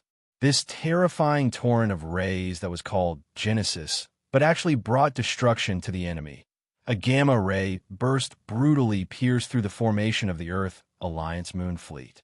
At this moment, whether it was the battleships forged from steel, the MS, or the humans of flesh and blood, all of them either exploded or exploded into a cloud of blood mist in this gamma ray burst. That terrifying scene continued to play out under the gamma ray burst. As long as the humans witnessed all this, they could not help but subconsciously imagine the terrifying scene of human flesh and blood being instantly annihilated under this gamma ray burst. Fire. Genesis. Lux clenched her hands tightly. The moment the gamma ray burst and the path of death that covered the battleships, the MS, and the souls of the dead appeared, the blurry memory became clearer and clearer. In the end, we still can't avoid the same tragedy. Lux looked at the people around her. Without exception, After the battle-hardened Butterfield saw the terrifying attack of Genesis, he only had a shocked and fearful expression. That was the most realistic expression that emerged from the instincts of humans. Kai, should we retreat? Lux raised her gaze and looked at the screen. Perhaps I have a piece of good news and a piece of bad news. Ray Minkai, who witnessed the light of Genesis with his own eyes, suppressed the shock in his heart and showed a forced smile. Speak, Kai. There's no news worse than the launch of Genesis. As Lux spoke, she nodded at the two images that popped up one after another on the main screen. They were the communication images from the Archangel Mall and the Kusanagi Zazaka. The good news is that Genesis can't be launched continuously. After each launch, the mirror must be replaced. And this period of time may be our opportunity. The bad news is that if we attack like this, it means that we will have to face Yakin Due's defense forces alone. After a pause, Ray Minkai continued, as well as Aslan Saleh and Law Lukreutzer. Aslan. Lux frowned slightly, but in the end, she still looked at Maul and Zazaka. I think we can only temporarily retreat. The Earth Alliance's fleet has already suffered heavy losses. If we continue to stay here, I'm afraid it won't be much better than attacking Yakin Due alone. The three-ship alliance was clear about Patrick's speech just now. Without the restraint of a strong enemy like the Earth Alliance, even with the Free Gouda and Ray Minkai as their trump cards, the three-ship alliance would have to fight hard before they could successfully retreat. Yes, indeed. Then what about the Kusanagi? Zazaka looked at Carrie and got the same answer. Baltfield nodded. Then, all warships turn around and retreat temporarily. In the Free Gouda's cockpit, the White Cat State Zero licked the crystal at the corner of its mouth and couldn't help but look back at Ray Minkai. Kai, I said it. You humans are really wasteful. Chapter 645. The Genesis shocked the world. The Earth Alliance Moon Fleet suffered heavy losses on the spot, and they had to send a request for help from the lunar base Ptolemy. At the same time, they had to retreat to a safe universe and carry out intense regrouping and maintenance operations. On the other side of the Plant Colonial Satellite Cluster, in the small gravel belt formed by the debris left behind when Plant developed deep space, the situation faced by the three-ship alliance was not much better than the situation faced by the Earth Alliance Moon Fleet. Although the MS force of the three-ship alliance did not suffer much damage, Simmons, the development director of Dawnlight Society, had a solemn look on her face. Dr. Serene, who had left DSSD, had the same look on her face.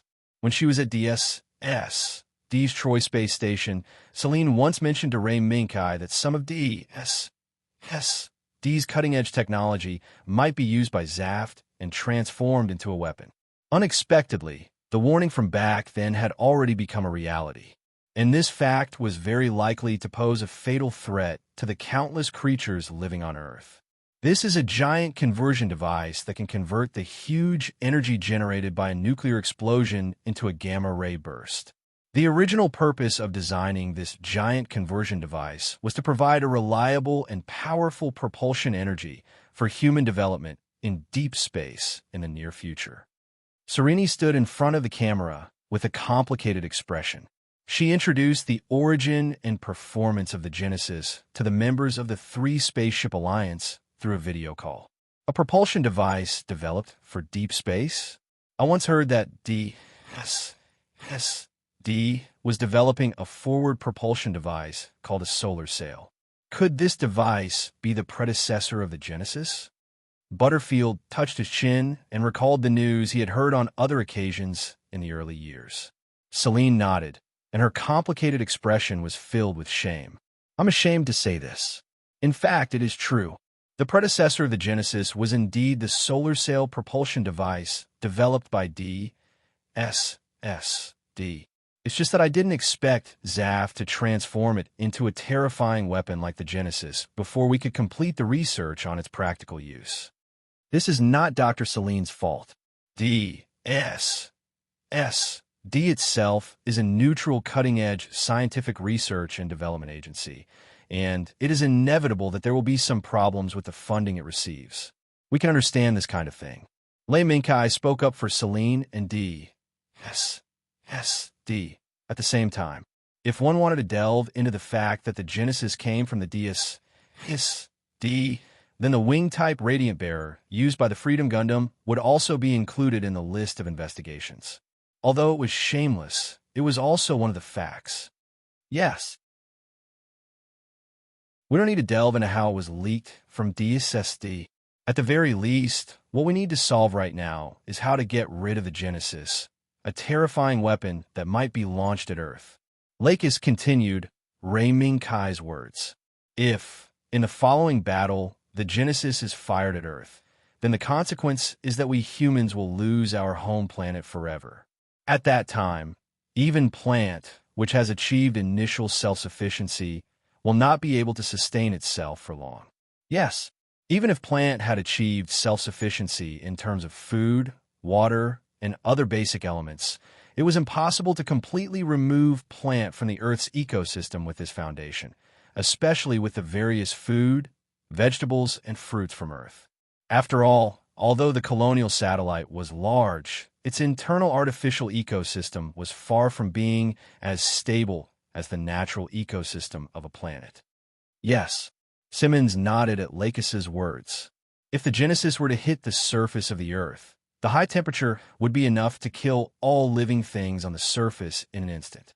Then, it would evaporate the sea and turn the Earth into a lifeless dead star for eternity. Although Simmons' words were short, it was already shocking. No one would have thought that the direction of this war would put humans and Earth on the verge of death. Perhaps, in the next second, he would be kicked into the abyss of no return by the Genesis era. How should we stop the Genesis? Based on the size of Yakin Due's garrison and the power of the Genesis, our chance may only be after the second round is fired. Margot, who had been listening, slowly opened her mouth and said the most important part. But who can guarantee where the second round of the Genesis will target? The remnants of the Earth United Lunar Fleet? The lunar base of Ptolemy? Or the capital of the Earth United Lunar Fleet? Once this question was asked, everyone fell silent. Although the three-ship alliance's information on Zaft was not little, it was not much either. Especially the information on the Genesis was even less. Except for Rei Minkai, who knew what was going on, and Lakis, who had recovered some of her memories, it was the first time the others had witnessed the terrifying brilliance of the Genesis. Lei Minkai looked at the people on the screen and said slowly and affirmatively, "That's right. The second round of the Genesis will not be fired at Earth. Its target is likely to be the Earth United Lunar Base of Ptolemy. It will also wipe out the support fleet of the Earth United Lunar Fleet." What? Where did you get this information? Startled, Carrie subconsciously asked. Rei Minkai gently smiled. Naturally, I have my own information channels. Moreover, before this, everyone should have already enjoyed the convenience of my information channels. Therefore, before and after the second round of the Genesis will be our opportunity to act.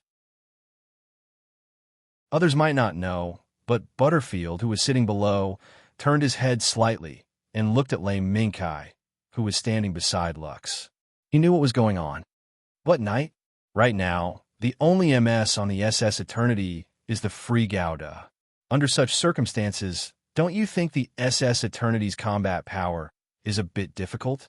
Just by passing through Yakin Due's defensive line and launching an all-out attack on the Genesis. The current situation mentioned by Butterfield was a fact they had to face. As the support ship of the Free Gouda and the Justice Gouda, the SS Eternity only had the Free Gouda on hand. Even with the powerful combination of the Free Gouda and Rei Minkai, the fact that the SS Eternity lacked the strength of the Justice Gouda was an undeniable fact. The remnants of the Earth United Lunar Fleet might launch another attack. As long as that Lars Muerta Yazzie isn't stupid, he will understand the terror of the Genesis. Lakis slightly frowned, thinking back to the night when they escaped from the Alaska base. In order for the two of them to leave the base, Rei Minkai deliberately targeted Lars Muerta Yazzie. No, perhaps at the beginning, he will think so. But I fear that after the second round of the Genesis destroyed the Ptolemy base and the support fleet, he will fall into madness. At that time, our already limited strength will be stretched thin. Laika's conjecture wasn't wrong, but she didn't understand Lars Muerti. After Ray Minkai added some information for Lakis, Nigger's question followed. Kai, are you saying that the leader of the Blue Persian Chrysanthemum, Lars Muerti, will turn around and use a nuclear bomb on plant? Yes. Although I haven't come into contact with Lars Muerti, from the conclusion of our intelligence channels, Muerti seems calm and rational, but in reality, it is a disguise. The real Lars Muerti is probably a person with low self-esteem, a crazy person controlled by jealousy. Ray Minkai casually mentioned what he knew about Lars Muerti. Although he didn't go into too much detail, everyone present understood. In the three-ship alliance, there were naturals and regulators. Between them, there would more or less be some emotions. Therefore, the existence of Lars Muerti was not difficult to understand. If that really happens, I'm afraid we won't be able to deal with it. Look, Free Gouda and Knight, there's no need to talk about them. As our strongest combat power, they naturally can't be fixed in one direction. As for Dark Assault, wait. Next, I'll also attack. Major Mu. Although it's a little late, it's finally assembled with the spare parts. Before Mu finished his words, Carrie took the initiative to say that she would participate in the next battle. Without looking, Ray Minkai knew that Dark Assault Captivating Beauty had gone offline. Carrie. Even though having an extra fighting force would mean having an extra layer of protection. But I hope you can understand that once you attack, there may be a mishap. Ray Minkai reminded Carrie. I know, but I don't want to continue standing in the middle of Grass Fiend's bridge and watch everyone fight bitterly without being able to do anything. So, please allow me to attack. Seeing this, Ray Minkai didn't say anything more. Indeed, in the absence of a high-end combat power like Justice Gouda, one more combat power was one more guarantee. In addition, Ray Minkai had other arrangements for Mu's operation. Major Mu, I hope you can form a temporary convoy with Grass Fiend's M1 Heretic. When Ray Minkai said this, Mu immediately felt strange. There's a special situation? Ray Minkai lowered his gaze, muttered for a moment, and then said something about Kreutzer. That man, La Lu Kreutzer, might have become the pilot of Oracle Gouda, the same series as Gouda. This body is not the same as Freedom Gouda and Justice Gouda. The new weapons it is equipped with are enough to dominate the battlefield, just like Freedom Gouda combined with the Meteor system. Suddenly, everyone's expression changed. Everyone, including Mu, didn't believe it, but when they saw Ray Minkai's serious and dignified expression, they nodded doubtfully. So, Knight, are you asking me to avoid that person? Mu's expression was calm, but Ray Minkai could see that Mu's heart seemed to be struggling. For Mu, La Lu Kreutzer might be a mountain in front of him. The bloodline that was cloned from Mu's father had always been on Mu's body, just like how Mu's father had been in the past. Is that so? If it's a dark attack, maybe there's a chance. But looking at the M1 Heretic's performance, even if it's strengthened according to Major Mu's driving habits, I'm afraid it won't be able to stand in front of Oracle Gouda for even one round. In other words, I'll be killed by Kreutzer in an instant. Although it's a pity, it's true. Ray Minkai and Mu looked at each other across the screen, unreservedly stating the facts in front of Mu. In the end, this negotiation ended with Mu nodding his head. Is that so? Then, I'll leave that man to you. Knight. But if you let him come, even if I'm killed by Kreutzer in an instant, I'll rush in without hesitation. I believe in Major Mu's courage. Ray Minkai nodded his head, then looked at the people on the screen. Then, the next operation is to use SS Eternity and SS Kusanagi as the main force to attack Genesis. SS Archangel will be the mobile force, ready to deal with any situation that may occur. If the remaining fleet of the Earth Alliance is determined to kill Genesis, then that's naturally the best result. After a pause, Ray Minkai continued. But if Mudayaz Lars goes crazy after Genesis' second attack destroys the support fleet and the Ptolemy base, then SS Archangel will go to stop SS Archangel. Captain Margaret, are you ready? The captain of SS Archangel is Natale Bakiliolu. Margaret's gaze froze, slightly bit her lips, then nodded her head heavily. I understand. SS Archangel will stop SS Archangel at the first opportunity. Please rest assured. Then, if there are no objections, the next operation will begin according to the results of the discussion. After Butterfield and Ray Minkai exchanged glances, the meeting ended. Coincidentally, the moment the meeting ended, the radar that had not been quiet for dozens of hours suddenly issued a piercing alarm. Warning. Discovered the remaining fleet of the Earth Alliance. Seems to have completed the reorganization. Now moving towards Yakindawe. Once they heard this news, everyone in the three-ship alliance immediately tensed up. I believe everyone has heard it. Then, all MIS troops, prepare to attack. All battleships, the biggest battle tactic, target Genesis. After saying that, Butterfield turned around and looked at Ray Minkai. Knight, I'll leave the next tough battle to you. Ray Minkai nodded his head in understanding. I will.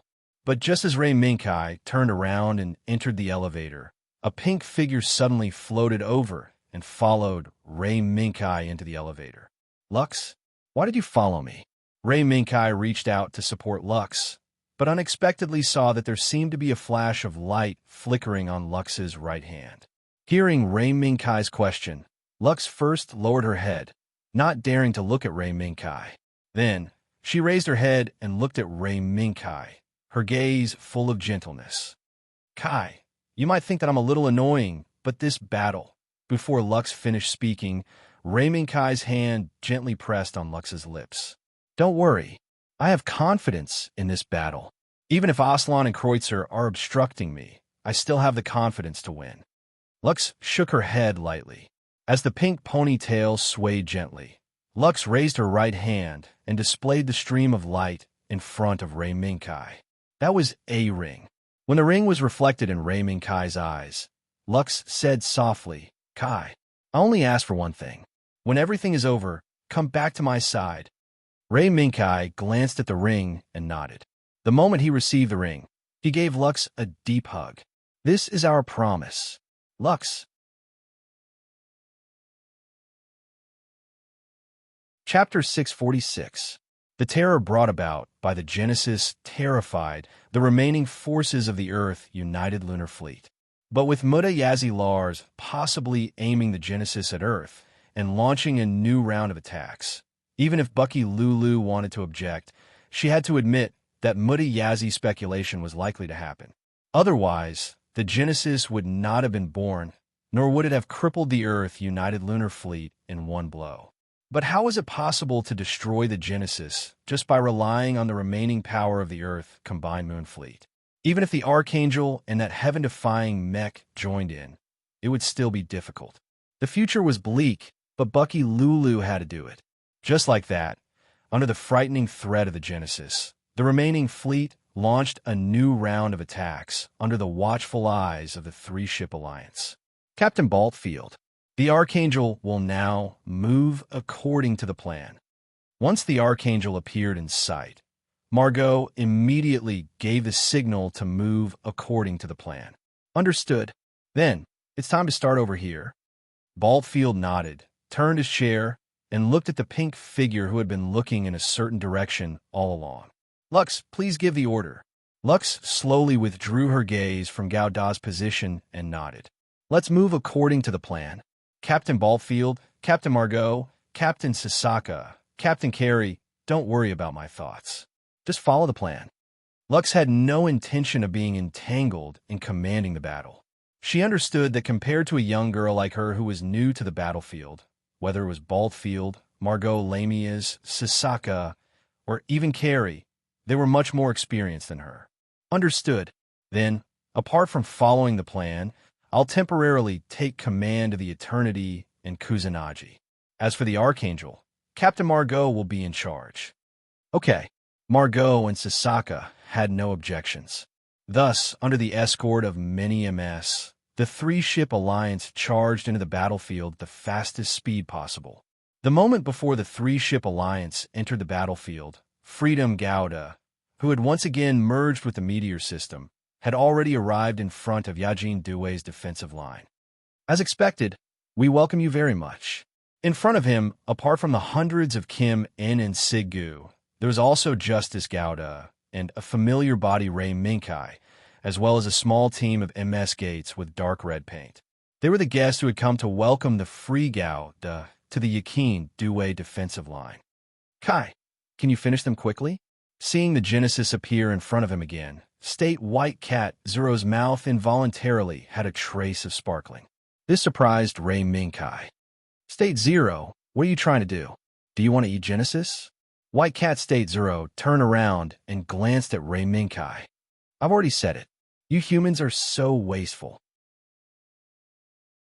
Although these words did not seem to answer Ray Minkai's question, it had already expressed the attitude of the White Cat State Zero.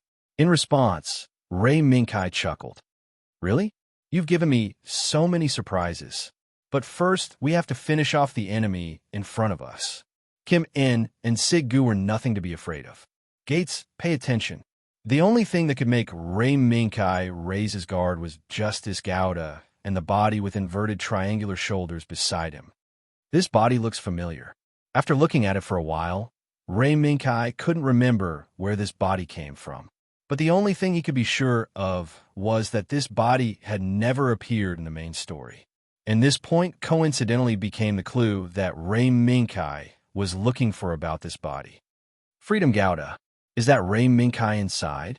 At this moment, a cold and familiar voice appeared in the communication channel. It was Aslan, but the tone of the voice was different from the Aslan in Ray Minkai's memory. It was cold and piercing. Aslan, yes, it's me, Ray Minkai. Long time no see. In the distance, the flames of war had once again reignited. Slightly closer, it was the three-ship alliance that was speeding towards Yakindue. Under such circumstances, Justice Gouda, who had blocked Freedom Gouda in front of Yakindue, actually had the time to chat with Ray Minkai. Long time no see.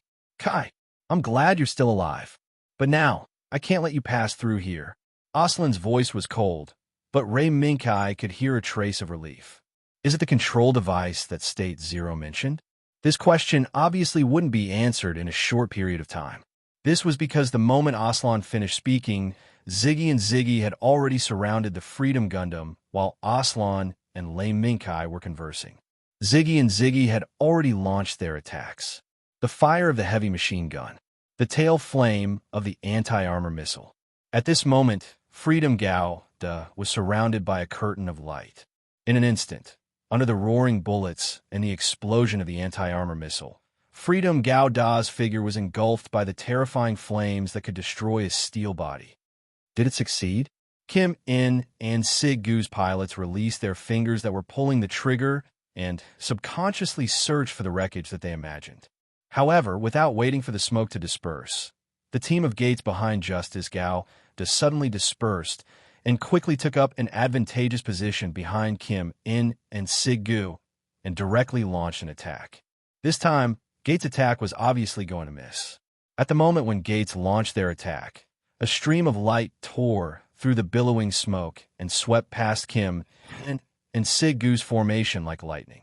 Moreover, at the moment when the stream of light swept past, Kim En and Sig Gu, who were beside the stream of light, were suddenly engulfed by the explosion. It was as if there was an invisible attack that blew up Kim En and Sig Gu, who couldn't react in time. It's Freedom Gouda. That pair of light wings is really as the intelligence said. In Justice Gouda's cockpit, under the red mask, the pair of eyes that used to be gentle but now were incomparably cold stared at the stream of light that broke through Kim En and Sig Gu's encirclement. Aslan, let's attack together. The speed of that body isn't something that Justice Gouda can deal with. Aslan coldly replied, but the person who made the suggestion didn't care, because the reason why Aslan became what it was today was also because of her. MS, listen up. Attack with full force. Don't care if you can hit Freedom Gao Da. I only ask that you try your best to suppress Freedom Gao Da's speed. The rest will be left to Justice Gao Da and my reborn Gao Da. Yes, reborn Gao Da. It was Miss E, the new body that Alicia Pompey had used her own authority to secretly intercept. Now, she was really piloting this body to fight alongside Aslan's Justice Gao Da. And, as Aslan's tactical adjutant, she was participating in this battle against Freedom Gao Da. The movement has changed. Under Alicia's command, although the remaining Kim, In, and Siggu were reduced by a third compared to the beginning, the attacks they launched had changed. That was, they no longer pursued hit rate, but instead pursued coverage. As long as Freedom Gao Da was in the airspace, it would inevitably be met with the joint suppression of these MS, forcing Freedom Gao Da to turn in other directions, just like a sheep being chased into an ambush. And because the goal was too obvious, Ray Minkai only needed to gently pull the lever, and Freedom Gao Da's forward acceleration suddenly became a vertical pull, leaving Yakin Due, Justice Gao Da, and the rest of the MS far behind. We've been seen through. Chase. Before anyone could react, Aslan's Justice Gundam had already taken the lead and chased after them. Aslan, be careful. It was as obvious as when Kim, In, and Siggu joined forces to suppress the airspace and expel Freedom Gao Da into the ambush. Now, Freedom Gao Da's actions were clearly relying on its own super high speed to lure Justice Gao Da's side to attempt to chase and use its high speed to lure the Mist troops, led by Aslan, into a situation where they were left alone. Then, with its super high speed, Freedom Gao Da could casually kill these isolated bodies one by one, until only Justice Gao Da and Reborn Gao Da were left. Without a doubt, this was a very old tactic, but it was very effective. Even if they had been seen through, Ray Minkai was very confident that Aslan's Justice Gao Da, as well as that unfamiliar body that looked very familiar, would catch up. Otherwise, Freedom Gao Da would rely on its own super high speed to rush into Yakin Due's defensive line and cause a ruckus. At that time, Yakin Due's defensive line would be faced with a dilemma of whether to defend the Genesis or to stay and defend Yakin Due. Is it here? After a series of lightning bolts, Freedom Gao Da left Justice Gao Da far behind. Other than Justice Gao Da, whose outline could still be vaguely seen, the other bodies could no longer be seen. Only a small white that was left on the radar interface. Here it is. The stream of light instantly dimmed. Freedom Gao Da, who was pulling upwards, turned around lightly and once again faced Justice Gao Da, who was hot on its tail. Fall. Looking at the many targets in front of him that were locked onto by multiple targeting systems, Ray Minkai's lips curled up slightly, and he instantly pulled the trigger. Boom! In the blink of an eye, Justice Gao Da's eyes lit up with a terrifying radiance. Although Aslan, who was alarmed in his heart, moved quickly, he was unable to give a timely warning to his subordinates behind him. Just as Justice Gao Da continuously rolled and made an emergency maneuver to the right, barely avoiding Freedom Gao Da's sudden full-range shooting, Kim In and Higu, who were following behind Freedom Gao Da and Justice Gao Da, were all blown up on the spot by Freedom Gao Da's full-range shooting. In a short span of a few breaths, the MS team formed by Kim Un and Higu, who had just forced Freedom Gao Da to run all over the place, was now reduced to just a few kittens and puppies. They were no longer able to fire off a barrage of bullets like before. Seeing this, even Aslan, who was forced to maintain his rationality at this moment, could not help but feel a little annoyed. Ray Minkai, who had eliminated a relatively troublesome enemy in a single move, was not pleased with himself for long. This was because a body with almost the same speed as Freedom Gao Da had appeared. Kai, right? Be careful. Just as White Cat Zero's exclamation sounded, Ray Minkai subconsciously activated Freedom Gao Da's light wings. As the light wings spread out, Freedom Gao Da moved horizontally 100 meters away. And at Freedom Gao Da's original position, a purplish-red afterimage quietly disappeared. This is a body with such speed. Kai, over at Genesis. White Cat Zero discovered something strange once again, and this time, Ray Minkai actually guessed the true body of the body that left behind the purplish-red afterimage on the spot. A small but bright ray of light crossed the distant void, crossed in front of Ray Minkai's eyes, and shot towards Freedom Gao Da's position. No, it should be said that it shot towards the body beside Freedom Gao Da that Ray Minkai found familiar previously.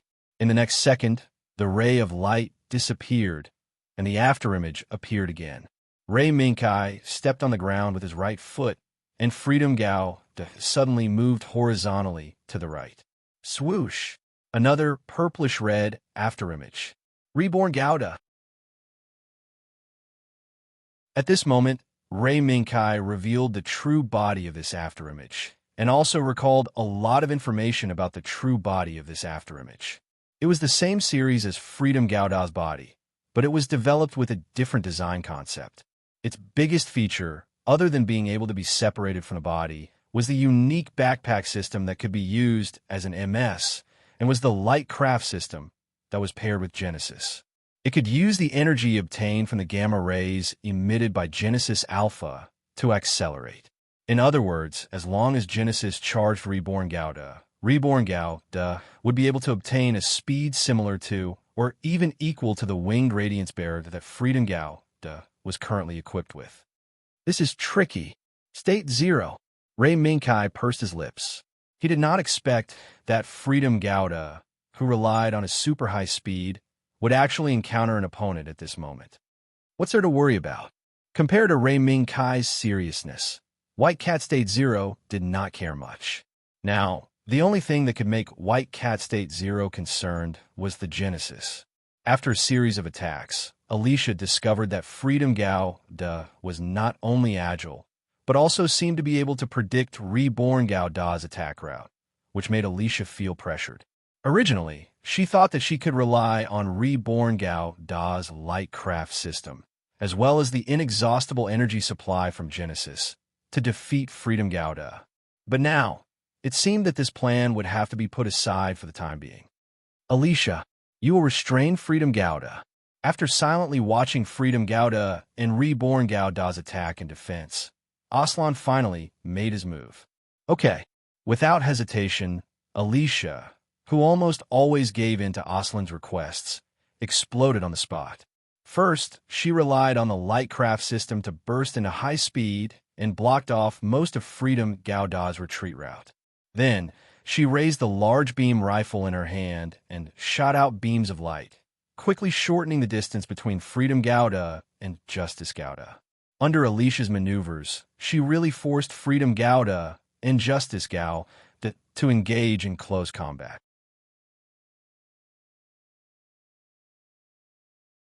Chapter 647. Under the cover of Reborn Gouda, the light saber-wielding Justice Gao rushed directly in front of Freedom Gouda. He brazenly slashed out a slash, but did not achieve any results. Don't look at how Freedom Gouda looked a little clumsy after combining with the meteor system. In reality, his maneuverability was much higher than Justice Gouda's. It was just that a normal slash would not be able to touch Freedom Gouda's side at all. He could not even touch the meteor system. So fast. Failing his attack, Aslan reacted quickly and had his beloved mech throw out a beam boomerang, buying some time for Justice Gouda to retreat. But before the beam boomerang could complete its mission, it was cut in half by an even more resplendent light. That resplendent light's attack range even brushed past the retreating Justice Gouda. This was the meteor system's large beam saber that was jokingly called the 40-meter saber. Although using such a large beam saber to cut down the seemingly unremarkable beam boomerang was indeed a bit of a waste. But from the actual effect, Freedom Gouda's attack had indeed forced Justice Gouda to retreat, creating an opportunity for the next step of the exchange. Beams followed one after another. It was Reborn Gouda seeing that Justice Gouda had been forced back by Freedom Gouda's 40-meter saber. Reborn Gouda once again sped up, appearing in Freedom Gouda's attack path first. He raised a large beam cannon in his hand and fired at Freedom Gouda. Swoosh. Reborn Gouda's speed was extremely fast, but Freedom Gao Da's speed was even faster. In the blink of an eye, both sides had accurately aimed at each other and fired off a blinding beam attack at the same time. In the vast darkness of the void, two beams of light shot out from Reborn Gao Da's and Freedom Gao Da's guns at the same time, and then brazenly collided in the next second. The moment the violent and terrifying energy particles collided, they stirred up everything in a frenzy, recklessly colliding with the enemy, and then the energy produced at the moment of collision exploded with a loud bang. Boom!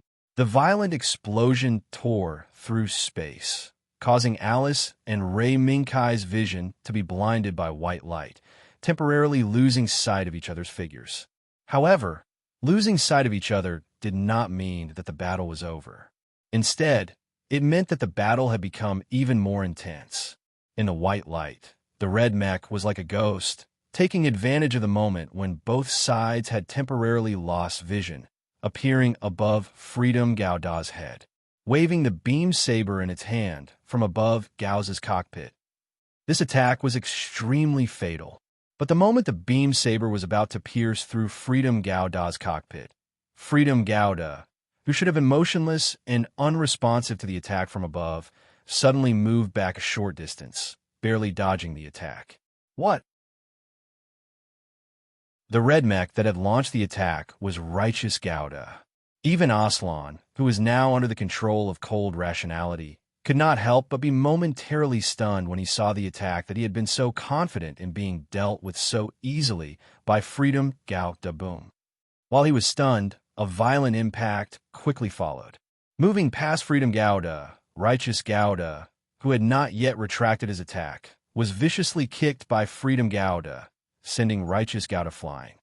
Aslan, as soon as the gamma rays from Genesis disappeared, Reborn Gouda, who had recovered his acceleration energy, gave up on pursuing Freedom Gouda. Instead, he rushed forward and caught Righteous Gouda. I'm fine. Continue to fight.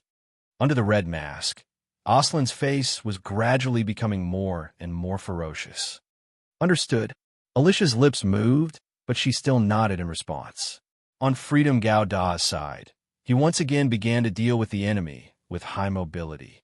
Previously, Jean and Sigur's MS team had already been ordered by Alicia to return to Yakin Duwei to recuperate. Only the Gates team, known as the Defenders, was left behind. This team made Ray Minkai feel a little dignified. Is it the photographers? Matthias was able to deal with Maltese so easily because the photographers that Maltese relied heavily on had been transferred away. Now, the enemy that appeared in front of him, the aura of the Gates team, seemed to prove this point. Photographer's team restrained Freedom Gouda, the same order, but with different results. Compared to Jean and Sigur's actions, this Gates team, although few in number, moved at full speed the moment the order was given. In the blink of an eye, they formed a net in front of Freedom Gao, the insignificant skill. Seeing this, Ray Minkai didn't even frown. With a slight pull of the lever in his left hand, Freedom Gao immediately performed a series of rolling maneuvers, throwing the beam barrage of the three Gates to the back of his head. Then, Freedom Gao, who had not yet recovered his balance, raised his right hand and swung the large beam sword in front of him. The moment the brilliance surged past, a fireball exploded under the large beam sword without any warning. It was Gates. It turned out that a Gates that had been lying in ambush at some point in time had been destroyed by the Freedom Gundam that had made the first move. Lily number 5. A young girl's scream sounded in Gates' communication channel. Calm down. Continue to attack.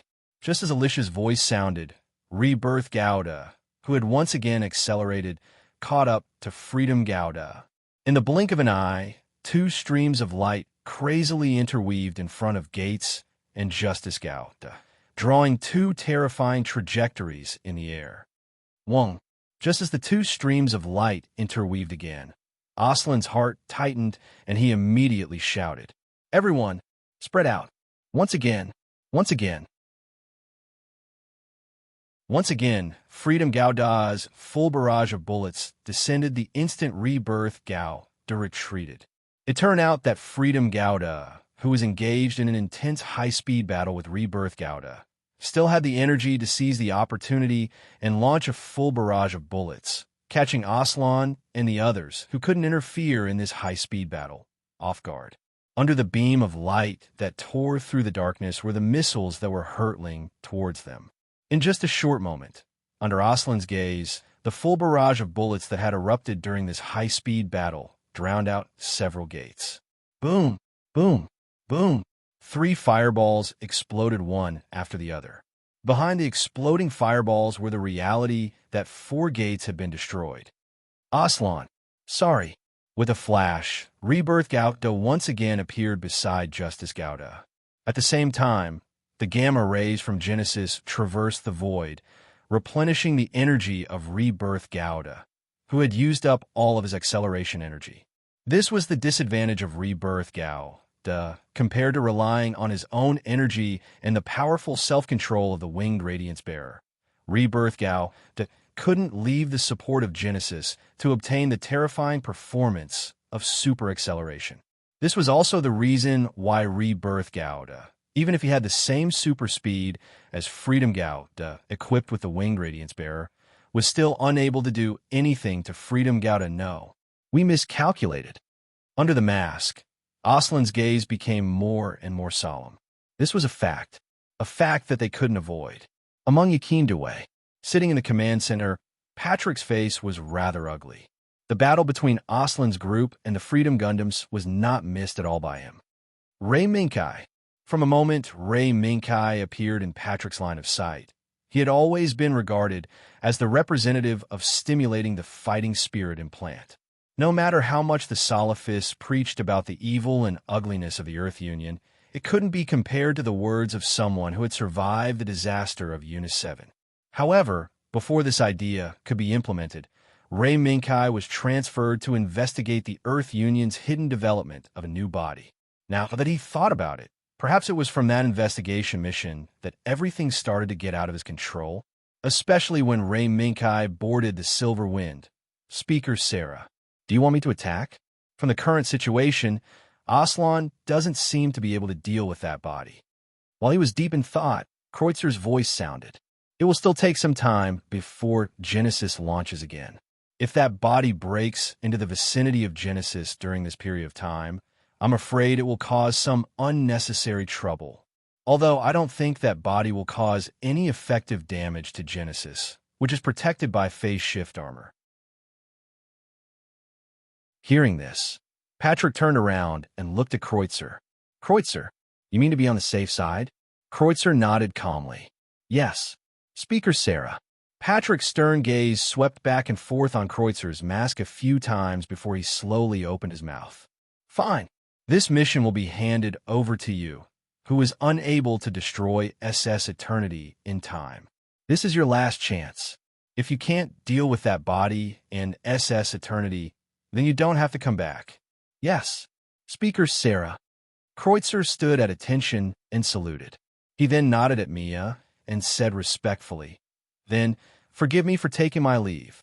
Looking at Kreutzer's departing figure, Patrick once again looked at the main screen. However, he used a voice that only he and Mia could hear to ask, "Lux, what do you think of Kreutzer as a person?"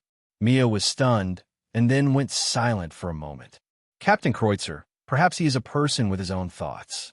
Mia did not answer much, but it was enough. As for Patrick, it was, "Is that so? Then I understand." Kreutzer, who had left the command center, quickly walked to the changing room.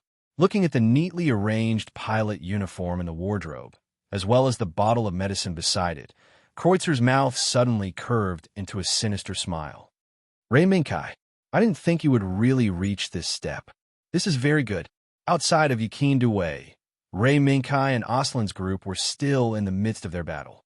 The impact of Gao Da's multiple rounds of firing had already deeply planted a seed of fear in the hearts of Aslan's group. As long as they gathered together for a split second, then Ray Minkai, who was adept at seizing opportunities, would definitely control Gao Da to fire a volley of bullets. Even if the reborn Gouda was there to hold them back, it would still be the same. What kind of person would be able to grasp that fleeting opportunity in the midst of a high-speed battle? No one knew the answer to this question, and no one would think about it. The gates were destroyed one by one. From the beginning until now, the complete gates team had been reduced to only a few under Gao Da's attack. This made Alicia very angry. After all, this was the power she had prepared through the librarian after coming to this world. Although the gates team was only a part of it, if it was destroyed like this, Alicia would definitely be heartbroken. Aslan, in her anger, Alicia actually grasped a great opportunity. In the midst of the high-speed battle with Gouda, she quickly changed from a humanoid MS to a four-clawed MA. She suddenly rushed up and grabbed the left wing of the meteor system. Caught you. The four-clawed MA quickly moved the muzzle and aimed at Gouda. Alicia's cold voice rang out, and a beam of light burst out. Hum! As the blazing light swept out, the right wing of the meteor system was instantly pierced through, leaving behind a huge wound with countless sparks jumping about. However, the one that should have been pierced wasn't the meteor system, but Gouda. No! Alicia screamed in her heart and instinctively pulled the lever. The reborn Gouda, in the four-clawed MA form, immediately turned into a conical MA form with high-speed propulsion performance. Swoosh! The moment the reborn Gouda left the meteor system, a brilliance tore through the darkness and cut off a large part of the reborn Gouda's tail. And the cause of all this was the reborn Gouda that should have been pierced through by the large beam cannon. It escaped really fast. Ray Minkai glanced at the two large beam swords on the left and right of the meteor system that had already been scrapped and shook his head slightly. He didn't expect the meteor system to leave in such a way. However, this wouldn't reduce the power of Gouda.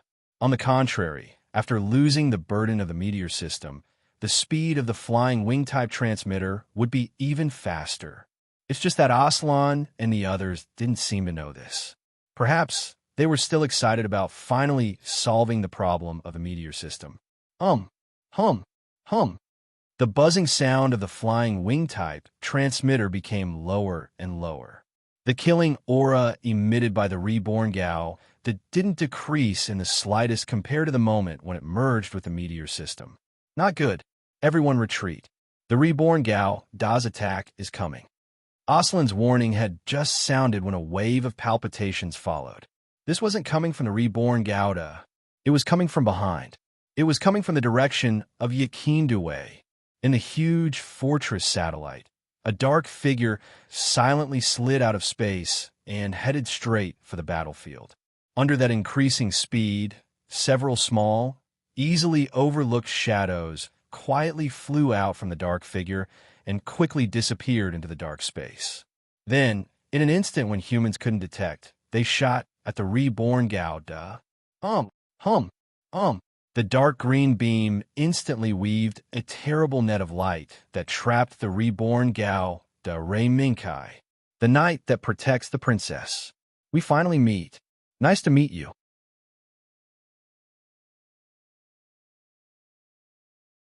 Chapter 648. The pitch-black mech scattered deadly light beams in the void, restricting the movement of the free Gouda to a certain range. At the same time, it also arrived at the side of the Justice Gouda and the reborn Gouda Aslan. Gates can go to the other side. The three of us are enough here. As soon as he appeared, Kreutzer requested for the remaining gates to withdraw from the battlefield and move to the other side to fight with the Earth's Moon Alliance fleet. Aslan did not say anything, but Alicia nodded in agreement to Kreutzer's request. In fact, it was indeed so.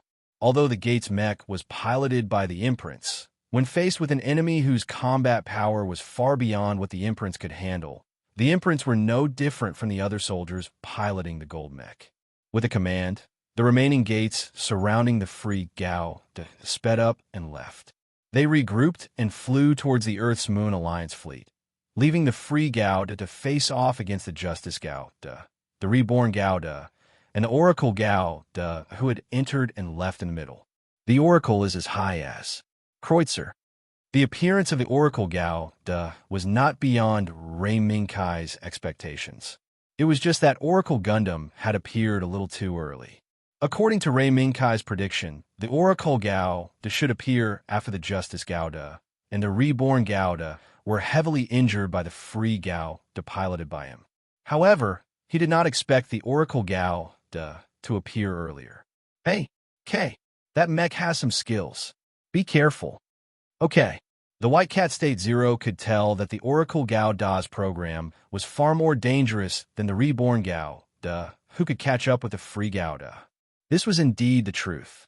Raymond Kai's fear of the reborn Gao Da was far less than when he saw the Oracle Gao Da. The appearance of the Oracle Gao Da represented the arrival of the strongest boss in this battle. This was different from the situation where Ray Minkai was able to rely on the mech's performance to crush Kreutzer. With a flap of his wings, Gauda left behind several afterimages and escaped from the firing range of the dragon cavalry hidden in the darkness. Furthermore, as the radiant wings on Gao Da's back grew brighter and brighter, the nimble dragon riders began to show signs of being unable to catch up to Gao Da. This made Kreutzer slightly surprised. Looks like the free Gao Da's speed is a bit faster than before. Aslan, the dragon cavalry pursuing Gao Da, paused for a moment, then turned around and returned to Oracle Gao Da's location. It looked like they were preparing for the next round of charging. However, at the moment when the dragon cavalry retreated, the reborn Gao Da caught up with the free Gao Da once again. In an instant, the high-speed battle between the two mechs began again. However, this time, Ali was not like before, where she had the intention of destroying the free Gao Da. Instead, she was entangled with the free Gao Da and tried her best to control the free Gao Da's range of maneuverability. The reason for such a big change was the appearance of the Oracle Gao Da. As one of the first people who participated in the design of the nuclear mech produced by Zaft, Gao Da, Justice Gao Da, Oracle Gao Da, Holy Accord Gao Da, and the reborn Gao Da, Ali was very clear about what kind of power the Oracle Gao Da had. Even though the current Oracle Gao Da had just completed emergency offline preparations, it could still exert the level of power it possessed under Kreutzer's piloting. Has it really been removed? In the high-speed battle, whenever Alice engaged in close combat with the Freedom Gundam, she would always try to activate a certain device or activate a certain awakening program. However, the result was no different from a clay ox entering the sea. There was no response. This result was undoubtedly the backup plan she had planted when she participated in the design and manufacture of the Free Gao Da and the other Zaft nuclear mechs, which had been cracked by Ray Minkai. There was an abnormal signal just now. It seems to be the activation signal of the device I discovered before. The White Cat's eyes flashed as it stared at the reborn Gao Da that was gradually falling behind the speed of the free Gao Da due to the depletion of the super acceleration energy. The source of the signal should be from that mech activation signal. The free Gao Da retracted its light wings, and the mech continuously rolled a few times, avoiding the beam attacks of the reborn Gao Da and the Oracle Gao Da in one breath, and accelerated to the periphery of the battle between the four nuclear mechs. At the same time, Ray Minkai's gaze also shifted from the Gao Da's body to the reborn Gao Da. The activation signal that the White Cat mentioned was probably the device that could control the pilot that was discovered in the cockpit of the Free Gao Da. That's really a coincidence. Although that was what he said, Ray Minkai did not show any mercy, even if the one in front of him was the Justice Gao Da. Although the reborn Gao Da retreated after exhausting the super acceleration energy under the restraint of the Oracle Gao Da and the small plane on his back, the Justice Gao Da quickly rushed to the front of the Free Gao Da. Swoosh. Swoosh. At this moment, it was time for Aslan to engage in close combat. The moment the Justice Gao Da waved his hands, two rays of sword light accompanied the dragon cavalry attack launched by the Oracle Gao Da again, forcing the Free Gao Da to engage in close combat. Do you want to fight? Aslan. The Free Gao Da raised his left hand and directly used a shield to block the first beam sword attack of the Justice Gao Da. Immediately after, the Free Gao Da directly clenched his fist and punched the left wrist of the Justice Gao Da. The violent collision immediately caused the beam sword in the Justice Gao Da's left hand to fly out, and the Justice Gao Da's beam sword attack was broken on the spot. Aslan was unmoved by this. Instead, he quickly activated the Fire God Cannon on the head of the Justice Gauda, and took advantage of the moment when the Free Gauda's door was wide open. He fired a series of Fire God Cannon shots at the Free Gauda's cockpit. Flames of different lengths wantonly covered the Free Gauda's armor with a layer of flickering gauze of light, and the whistling shells even drew dazzling sparks on the armor. But in the midst of those frightening sparks, the Fire God Cannon on the head of the Justice Gauda was unable to cause any damage to the Free Gauda. Those seemingly frightening attacks didn't cause any damage, but the violent vibrations caused by the attacks were insignificant to the Mecha, who was progressing towards the inhuman level. The Fire God Cannon on the head of the Justice Gauda was still roaring, but the Free Gauda suddenly lowered his head, and in an unimaginable way, used an unexpected headbutt attack by Aslan, Ali, and Kreutzer to interrupt the Justice Gauda's attack in one breath. Boom! Sound couldn't be transmitted in a vacuum. However, the moment the Free Gauda's unexpected headbutt collided with the Justice Gauda's torso, Aslan's ears exploded with a boom, causing him to temporarily lose control of the Justice Gauda. By the time Aslan reacted, the radiance emitted by the light wings of the Free Gau had already disappeared from the Justice Gauda's sight. Mecha. Aslan wasn't unfamiliar with this attack. Even though the current Aslan was still under the control of the Red Mask, his mind couldn't help but recall the time when he was in the military academy, when he had just completed the MS piloting course and started the basic training of MS piloting course, an incident that had once happened. Aslan, who was using the training type Mecha for combat training, ended the first MS piloting course with a headbutt. The moment the memories of the past and the battle in front of his eyes gradually merged together, a terrifying torrential pain swept through Aslan's mind like a storm. Aslan couldn't help but let out a low growl from the intense pain. Aslan, are you hurt? The reborn Gauda, who was filled with super acceleration energy, once again arrived in front of the Justice Gauda.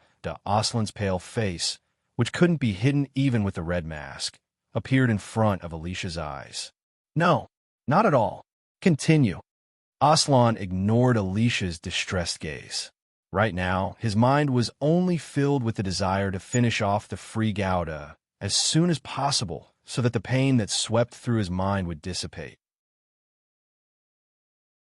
However, due to the delay between Aslan and Alicia, after losing the control of the Justice Gauda and the Reborn Gauda, the Free Gauda had already rushed in front of the Oracle Gauda. Speed isn't everything. Night. Perhaps they had predicted that the Free Gauda would break through the obstruction of the Justice Gauda and the Reborn Gauda. The moment they saw the Free Gauda's beautiful wings of light streaking through the darkness, the dragoons that were hovering around the Oracle immediately turned their guns in unison and fired at the empty space in front of the Oracle Gauda. In the blink of an eye, 3 large dragoons with 9 beam cannons as the main force and 8 small dragoons with 2 beam cannons as the support appeared in front of the Free Gauda. If the Free Gauda advanced even a little bit, he would definitely collide with this light net. Even if he didn't explode on the spot, he probably wouldn't end up well either. Of course, this light net looked terrifying, but just like how Kreutzer had predicted the movements of Mecha and the Free Gauda, Mecha had also predicted Kreutzer's movements. In the instant the light net appeared, the light wings on the Free Gauda's back suddenly pressed down, and he actually managed to get close to the light net and directly charged above the Oracle Gauda. Your skills aren't bad. Kreutzer snorted coldly, and the Oracle Gauda suddenly turned to the right. A beam of light pierced through the air, brushing past the Oracle Gauda's shoulder armor and disappearing into the darkness below. Same to you. This attack was Mecha's reply to Kreutzer's light net. Both sides knew that their previous attacks couldn't possibly cause much damage to the other side. What they did have was just probing each other. Kai, coming, behind. The Oracle Gauda's attacks were like heaven overflowing giant waves, wave after wave, not giving him any time to catch his breath at all. Every time the Dragon Cavalry attacked, it would always accurately appear in front of the Free Gauda, forcing the Free Gauda to change his movement path. La Lu Kreutzer. Is this man's prediction this terrifying? Ray Minkai believed that the free Gao Da speed was already enough to show disdain for the entire battlefield. However, he never expected that under this type of situation, Kreutzer would actually take the initiative to have the dragon cavalry appear in the free Gao Da's movement path. Wong. There was no way to avoid it. Then, there was only one word left. Fuck. Under the high-speed movement, the free Gao Da continuously changed his position, taking advantage of the moment when the dragon cavalry with the quantum computer installed by the Oracle Gao Da adjusted their pursuit path to continuously raise the muzzle, shooting two small dragon cavalry that got too close to the free Gao Da and just happened to be in front of him. Boom! Boom! Amidst the two small explosions, the brilliant afterimages of the wings of light appeared in front of Kreutzer's eyes. However, looking at the figure in front of him pushed forward by the brilliant wings of light, Kreutzer remained unmoved, not revealing a trace of panic at all. In the air, an arc of light flew out diagonally from below, heading straight for the free Gao Da's waist. If it were a normal pilot, this attack would probably have cut him in half. However, Ray Minkai only moved his fingers slightly, and the free Gao Da easily avoided this unexpected attack amidst a few scattered afterimages. Meanwhile, at the end of the arc of light's flight path was the Justice Gao Da, who had finally arrived. Kreutzer, who had received the Justice Gao Da support in time, did not say anything else, immediately piloting the Oracle Gao Da to retreat again, at the same time having the remaining dragon cavalry attack one after another for the Justice Gao Da's following movements. Troublesome. Ray Minkai's gaze quickly moved across the screen. Inadvertently, in the dark space where the flames of the joint battle between Zaft and Earth flickered, there seemed to be something moving quickly. This scene was as natural as water flowing through a canal. Ray Minkai actually saw the dragon cavalry that relied on the cover of the dark space to quickly move and occupy advantageous attacking positions with a maneuver trajectory that ordinary people could not detect at all. It's there. The wings of light abruptly dimmed, and the Freedom Gundam's speed abruptly plummeted as it quickly unfurled its 5-color cannons. It then unleashed a barrage of attacks toward the seemingly empty space before it. But in reality, there were several fearsome figures lurking within. Whoosh! The moment the colorful cannon fired at the same time, the dazzling brilliance made Kreutzer suddenly feel a stinging pain. Yes, the colorful cannon was not aimed at empty space, but at several dragon cavalry that happened to enter the best attacking position. Among the dragon cavalry, there were both large dragon cavalry and small dragon cavalry. After a round of firing, the dragon cavalry equipped by the Oracle Gao Da had lost nearly half of its power. This power? Is this the power of God you were talking about? Gil. Kreutzer was shocked and subconsciously remembered the excitement that Gilbert, who participated in the rescue after the Yunus 7 incident, showed after returning. This was a very rare thing for him. Kreutzer, we may have found the key to change the world.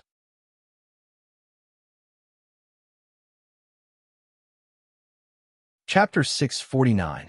God. The black and white flags were placed on the square by the two people, but the two people who were controlling the black and white chess pieces were not here. Yes, God. Under the black shoulder-length hair was a typical refined scholar.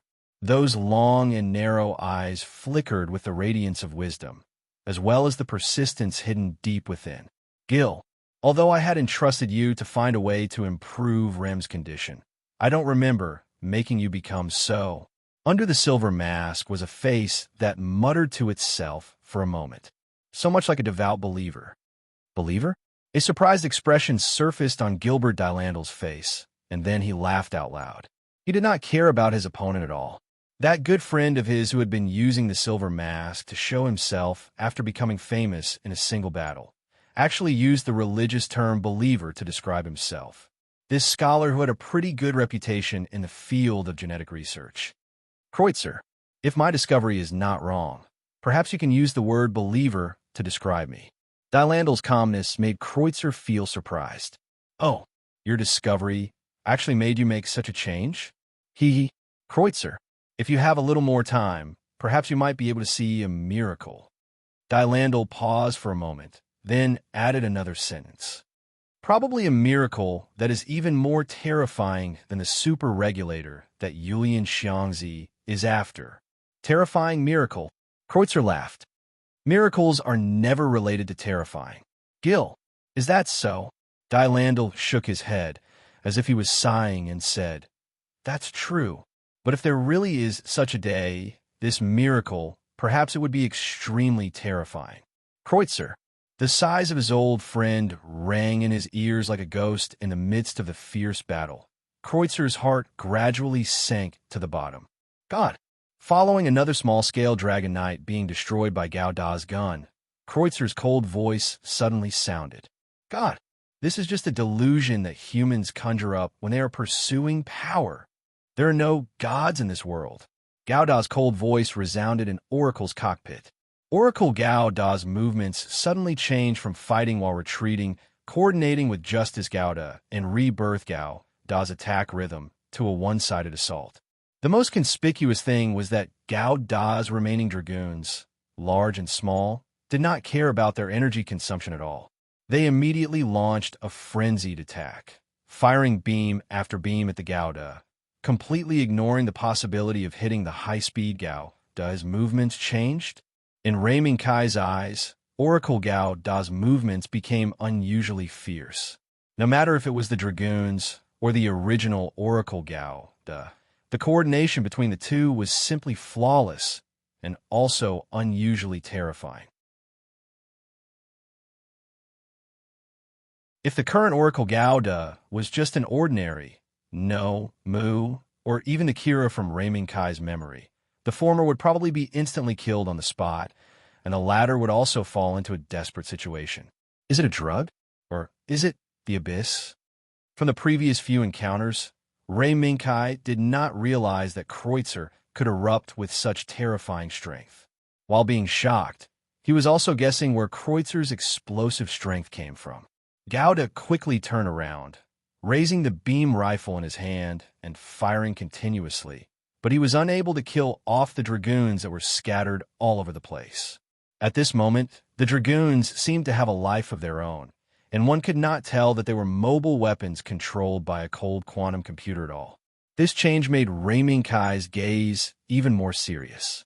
I've caught you. While Gao Da and Oracle Gao Da were locked in a fierce battle, the previously lagging reborn Gao Da once again caught up to the free Gao Da, giving the dragoons circling around Gao Da a chance to catch their breath. Otherwise, no matter how fierce their attacks were, the dragoons would sooner or later run out of energy and become nothing more than trash floating in space. Annoying. Reborn Gao Da. Raiming Kai really wanted to cut down the reborn Gao Da with his sword.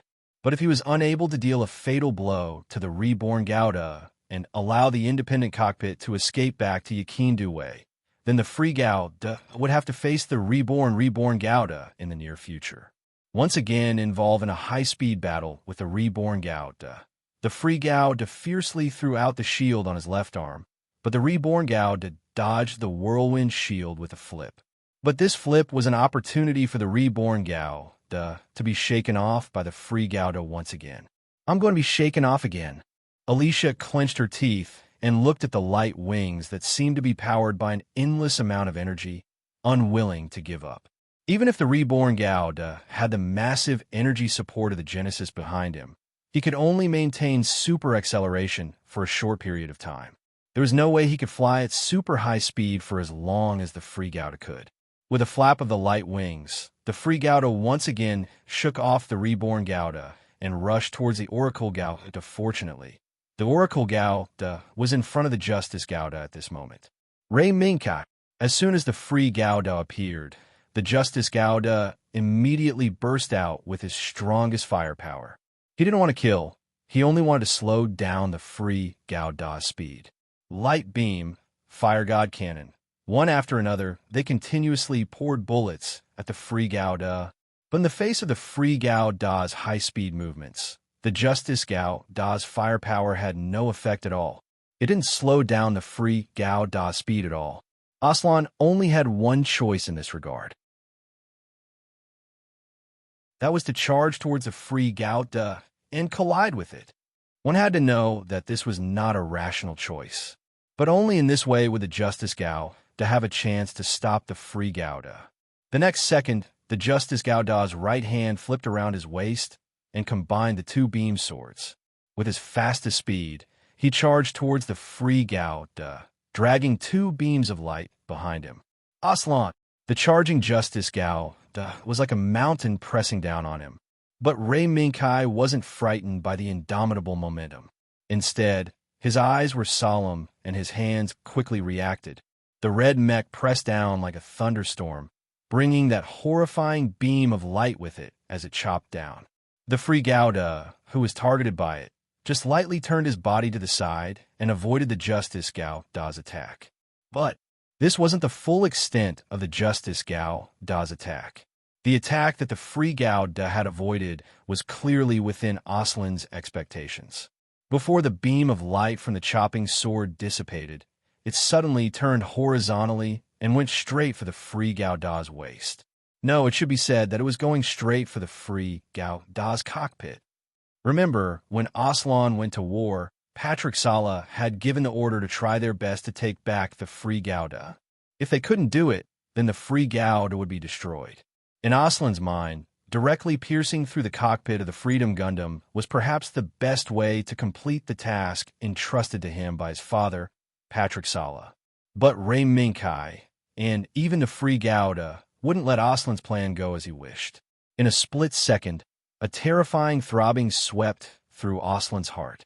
That throbbing that almost suffocated Aslan wasn't even carefully tasted. His innate instinct to seek luck and avoid calamity drove his body to make the first reaction. Dodge! Dodge! With the fastest speed, with the most sensitive reaction, at the first moment, he avoided the cause of that throbbing. The moment a bright light lit up in front of Aslan's eyes, the Justice Gauda escaped from the free Gauda at full speed under Aslan's instinct, brushing past the two beams of light that exploded from the free Gauda's shoulders. Running really fast, the whale plasma beam cannon on the free Gauda's shoulders fired loudly, but it didn't hit the Justice Gauda. This made Rei Minkai frown slightly. That was an attack that was close to zero distance, and Aslan was actually able to dodge it in time. This was a clear difference from the Aslan of the military academy. No, before and after the battle, to seize the Gauda. This was just a small sigh in the midst of a fierce battle, because the opponent wouldn't leave much time for Rei Minkai to sigh at the speed at which humans changed. A blazing beam of light broke through the darkness, heading straight for the other end of the void, attempting to hit the free Gauda's waist. But the free Gauda nimbly avoided it. This attack didn't come from anyone else, but from the reborn Gauda's large beam cannon. Who would have thought that after receiving another charge, the reborn Gauda would give up on using super acceleration to continue fighting the free Gauda, and instead choose to provide long-range firepower support that could cover the Justice Gauda? But just relying on the reborn Gauda's beam cannon, which had powerful firepower but whose methods were unpredictable, was enough to contain the free Gauda. Since Alice had chosen the reborn Gauda as her base, she naturally had her own plans. After she reached out and pressed a few keys on the keyboard on the right, the large beam cannon in the hands of the reborn Gauda actually underwent some changes that Rei Minkai didn't know about. This is a weapon designed for Aslan. Lion, I'll let you be the first sacrifice. The cursor locked. The trigger was pulled.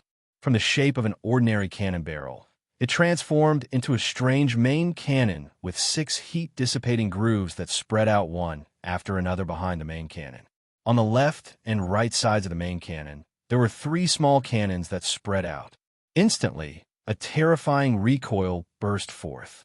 It actually pushed the Rebirth Gundam, which had exploded with all its power to propel the backpack, several hundred meters away. And the real culprit behind this terrifying recoil was like a small sun rising in the sky, wantonly spreading its own light while launching an attack on the free Gauda. The terrifying heat caused a slight distortion in the surrounding space, and at the same time as the reborn Gouda, 5 smaller small stars split from the dazzling star, but they didn't lose their brilliance at all.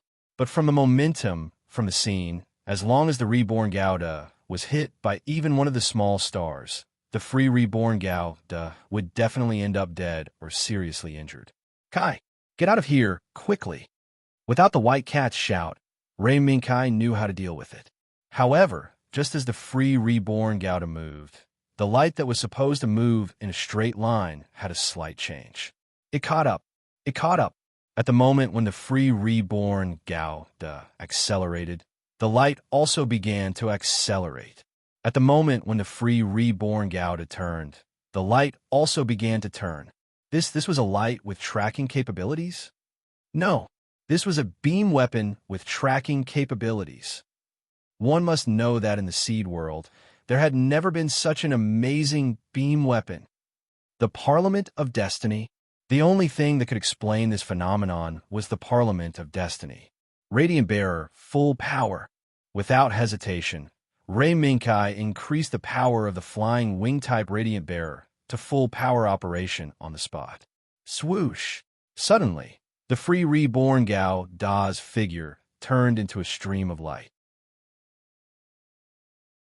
As for the ball of light that was chasing after him, it was like a headless fly that had lost its head, scurrying around in all directions. It wasn't until they discovered the remnants of Jean In and Shi Gu's remains that they swarmed over and devoured the remains that had long been shattered into pieces. Boom! At this moment, fireballs exploded repeatedly on the battlefield, but did not make Alice happy. That body's thrusters are too scary. Perhaps this conclusion had been reached long ago. It was just that Alice was not willing to admit it. The stream of light crossed the battlefield, and the alarm in Kreutzer's heart rang loudly. Are they looking for me again? Looking for me, a sinner that should not exist in this world. The remaining dragon riders of the Oracle Gao came out in full force, and quickly interweaved a light net in front of the Oracle Gouda. They repeated the same trick, and tried to stop the free reborn Gouda. This time, the free reborn Gouda stopped in front of the light net. The stream of light disappeared quietly, and the free reborn Gouda's figure appeared on the other side of the light net. What? Do you still want to learn from the princess that you are protecting and persuade me to surrender? Knight. The free reborn Gouda stopped moving, but did not mean that the Oracle Gouda stopped attacking. In Kreutzer's increasingly high-spirited and presumptuous voice, the dragon riders continued to attack, constantly shooting out fatal light beams, trying to shoot down the free reborn Gouda. Buzz. The remaining dragon riders shot wildly, but they did not touch the free reborn Gouda at all. As the battle intensified, Ray Minkai's intuition became clearer and more sensitive. No matter how strange the dragon riders' movements were, the moment they attacked, Ray Minkai could always capture the position of the dragon riders a second before and react accordingly. Therefore, the moment the dragon riders shot out a light beam, the free reborn Gouda saw through their location. In this intuition that seemed to be prophetic, the quantum computer controlling the dragon riders exhausted all its resources, but it could not calculate the free reborn Gouda's next move. Every moment, every second, the free reborn Gouda's actions could always be one step ahead of the quantum computers, causing its attacks to hit the void of nothingness. Jill, this is the power of God that you persevered with. Seeing this, Kreutzer's voice was extremely gloomy.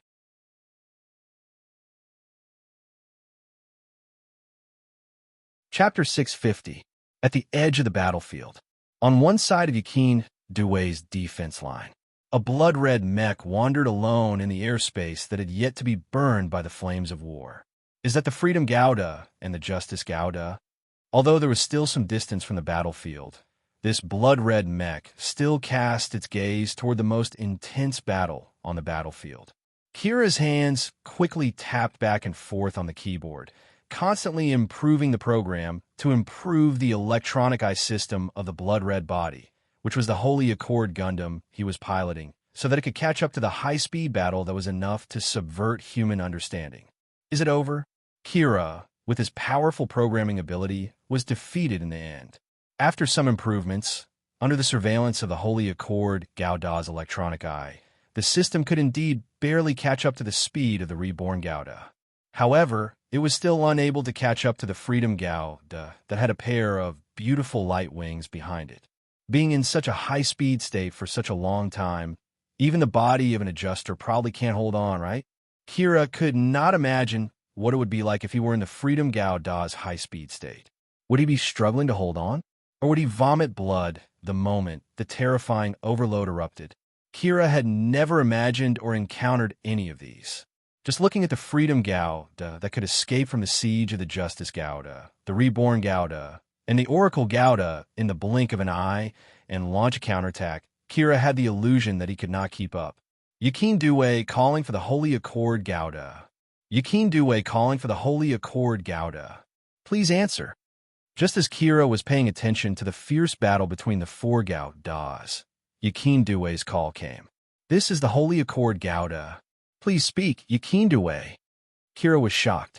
After retracting all his attention, he immediately responded to Yakin Due's call. Holy Accord Gauda. Now, the Genesis is about to complete its second launch.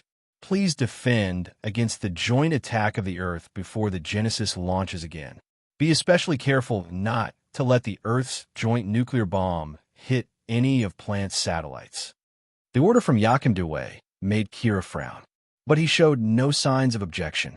Gauda has received the Holy Accord. Begin. There was only one reason Kira had piloted the Holy Accord Gauda on this battlefield. It was to save LH-033. Subconsciously shifting his gaze towards Yakin Due, Kira clenched his teeth and forced himself to concentrate. I will let you live. Lakis. Ahead was the remnants of the Earth Alliance fleet that gradually appeared in Gauda's radar range. That was what Kira could do to save LH-033. The long and sharp horn slowly pointed in the direction of the remnants of the Earth Alliance fleet as Gao to turn around. Then, the quantum virus that could paralyze the radars and electronic eyes of battleships, fighter jets, and even MS's surveillance systems was once again launched from Gauda's horn. The next second, in the increasingly bright flames of the backpack, the Holy Accord Gauda headed straight for the remnants of the Earth Alliance fleet. It was believed that with Gauda's strange quantum virus, the remnants of the Earth Alliance fleet might suffer a setback. But this did not matter to Ray Minkai, because he was still unable to extricate himself from the battle with Gauda, Rebirth Gauda, and Oracle Gauda. They're really clinging to me. Although Gauda was under the buff of the wing-type Radiance Bearer and firmly controlled the rhythm of the battle, the three Gaudas cooperatively stalled Gauda, preventing him from breaking through. Kai, that thing is about to launch. The white cat, who had been paying attention to the Genesis all this while, growled. Ray Minkai, who heard this, looked at the small screen at the side and saw that the Genesis was about to finish changing its mirror. TSK. SS Eternity. SS Eternity. Leave the Genesis firing range immediately. The Genesis is about to launch a second round. Ray Minkai's call immediately shocked the three-ship alliance. Almost at the same time, Director Simmons and Dr. Serene also issued the same warning. Captain Baltfield, inform Archangel and Grasshopper to leave the Genesis firing range. Lakis did not hesitate, but Baltfield frowned. According to Knight's speculation, the second round of the Genesis is likely to come from the moon base Ptolemy. Then, Archangel and Grasshopper immediately leave the orbit between Yakin Due and the moon base Ptolemy. Hurry! The second round of the Genesis is about to launch. The three-ship alliance did not dare to delay. Before the battle, Ray Minkai's speculation was still vivid in their minds. Whether it was for their own survival or to preserve the strength of the three-ship alliance, Maul and Zasaka quickly responded. Just as the three-ship alliance urgently retreated, the smile on Patrick's face gradually deepened as he sat in Yakin Due's fortress. Looks like Kreutzer has completed his mission well. Father, The Genesis is ready. Mia, who was standing beside him, said softly after exchanging glances with the weapon's controller. Patrick nodded slightly and stood up. He clenched his fists again and shouted loudly, "Let's go. Genesis, launch." Under Patrick's order, the terrible light that seemed to come from the abyss of hell appeared again. The moment it wantonly bloomed its own light, the entire battlefield once again fell into a standstill. Except for Yakin Dewey's Zaf fleet and the three-ship alliance, Earth's joint fleets Bucky Lulu and Mutta Lars did not know where the Genesis was going. The Genesis has been launched. In the bright and terrible light, Bucky Lulu trembled all over and subconsciously ordered, "Hurry! Calculate where it's going." The result of the calculation quickly came out. That was the Earth's joint moon base Ptolemy. How can it be? Bucky Lulu's mind went blank, and she could barely think of anything. In addition to the support fleet sent by the Earth's joint moon base Ptolemy, there was another person in the depths of the base. A person of vital importance to the Earth's joint space fleet, especially to the scattered 8th Fleet. Dwayne Halbarton. Mutta Lars, who witnessed the launch of the Genesis again, screamed again and again, and his face became more and more distorted. Fear? Anger? No one knew.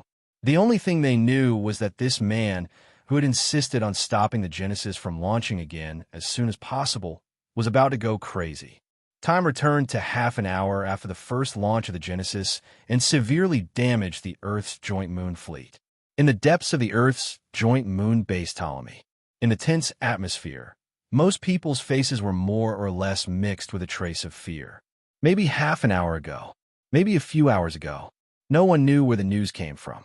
However, they knew that before the moon fleet, which had the will to win and the weapons, could achieve any results, they were defeated by Zaft with a terrifying weapon called Genesis. They could only regroup with the remaining warships and MS class under Zaft's watch, waiting for the moment to launch another attack. At this moment, the Ptolemy base on the far side of the moon could only put all the battleships, MS, and even nuclear weapons they owned into the support fleet to support Bucky Lulu and Mutta Lars as quickly as possible. However, in this tense atmosphere that was gradually controlled by panic, a woman wearing the standard white military uniform of the Earth's joint female officer was accompanied by 2 Earth's joint soldiers and came to the deepest part of the Ptolemy base. It was the area where the man who was under house arrest by the Earth's joint. No, it should be said that the Atlantic Federation military was afraid of him. Who is it? The moment the woman appeared at the end of the passage, the guards guarding the door immediately raised their muzzles and pointed at the woman. They were not affected by the military uniform on the woman's collar that represented the rank of Lieutenant Colonel.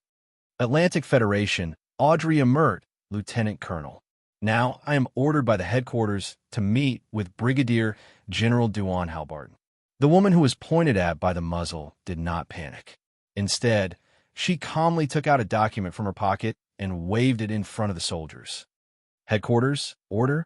The woman's performance and the document in her hand made the soldiers puzzled. The soldiers who could stand here were all direct subordinates of the Ptolemy leaders of this lunar base. If there were any changes or orders, they would inevitably be the first to know. But the woman in front of them, who claimed to be from the headquarters and had orders, made them puzzled. "I'm very sorry, Lieutenant Colonel. We need to report to the higher-ups." Although they had doubts in their hearts, the soldiers still decided to report according to the procedure. Unexpectedly, the 2 soldiers standing behind the woman suddenly went berserk and knocked out all the soldiers who were guarding the door and were about to pick up the phone to report. "Sai, why do you have to do this? Originally, you could still live." Looking at her subordinates who had dealt with the guards and quickly started to crack the door, the woman sighed faintly. That's right. The identities of the woman and her group were fake. The woman and the soldiers behind her were not from the Earth Union, nor were they from Zaft. The woman's true identity was the mysterious woman who commanded the Circle of Midgard, Jormungand. Originally, according to the original plan, she was to follow Siegel Klein back to Earth, but unexpectedly, she came to this dangerous base. Boss, it's done. Jormungand nodded slightly, then walked toward the door that was slowly opened after being cracked. Boss, we don't have much time. Please act as soon as possible. Okay, you guys stay here and act according to the situation. Understood. The crisp sound of footsteps came from afar, attracting the attention of the middle-aged man who was sitting steadily on the chair and killing time with a newspaper. Did someone from the headquarters come again? Putting down the newspaper, a pair of wise and calm eyes looked at the graceful figure standing outside the door. Huh, who would have thought that the headquarters would actually send such a great beauty this time? But it's a pity that I've already told them everything. Don't tell me they want this old bag of bones to stretch out my muscles. I didn't know that the wise general praised by night would be such a scoundrel. Although Halberton's words just now didn't sound like much. In fact, they had already offended Jormungand. But Jormungand calmly retorted Halberton. Huh, same to you. Halberton chuckled and casually placed the newspaper on the table. He stood up and looked into Jormungand's eyes. Compared to your disguise, my crude scoundrel is just a joke. After a pause, Halberton said again, You must know that in the Atlantic Union, there's never been such a beautiful and unknown female lieutenant colonel. Jormungand was taken aback for a moment, then smiled calmly. Is that so? As expected of the wise General Halberton, I'm lucky to have seen it today. Jormungand stopped being polite and stopped probing Halberton's background. Instead, she chose to go straight to the point. Dwayne Halberton, half an hour ago, the lunar fleet that carried nuclear weapons to attack plant failed. The main reason for their failure was that Zaf's new weapon, the Genesis, destroyed most of the warships and MS in one fell swoop. Genesis? Halberton frowned and immediately caught the meaning of Jormungand's words. You're saying that the next attack of the Genesis will be here? Jormungand nodded, but didn't say anything. Gradually, a smile appeared on Halberton's face. I didn't expect that at this critical moment, someone would come to save this old bag of bones. Presumably, part of this base is already under your control. Yes, although time is short, we can still guarantee that Sir Halberton will leave this base safely. Then hide at the side and watch the base get destroyed by the Genesis? Halberton asked, but he didn't get an answer from Jormungand.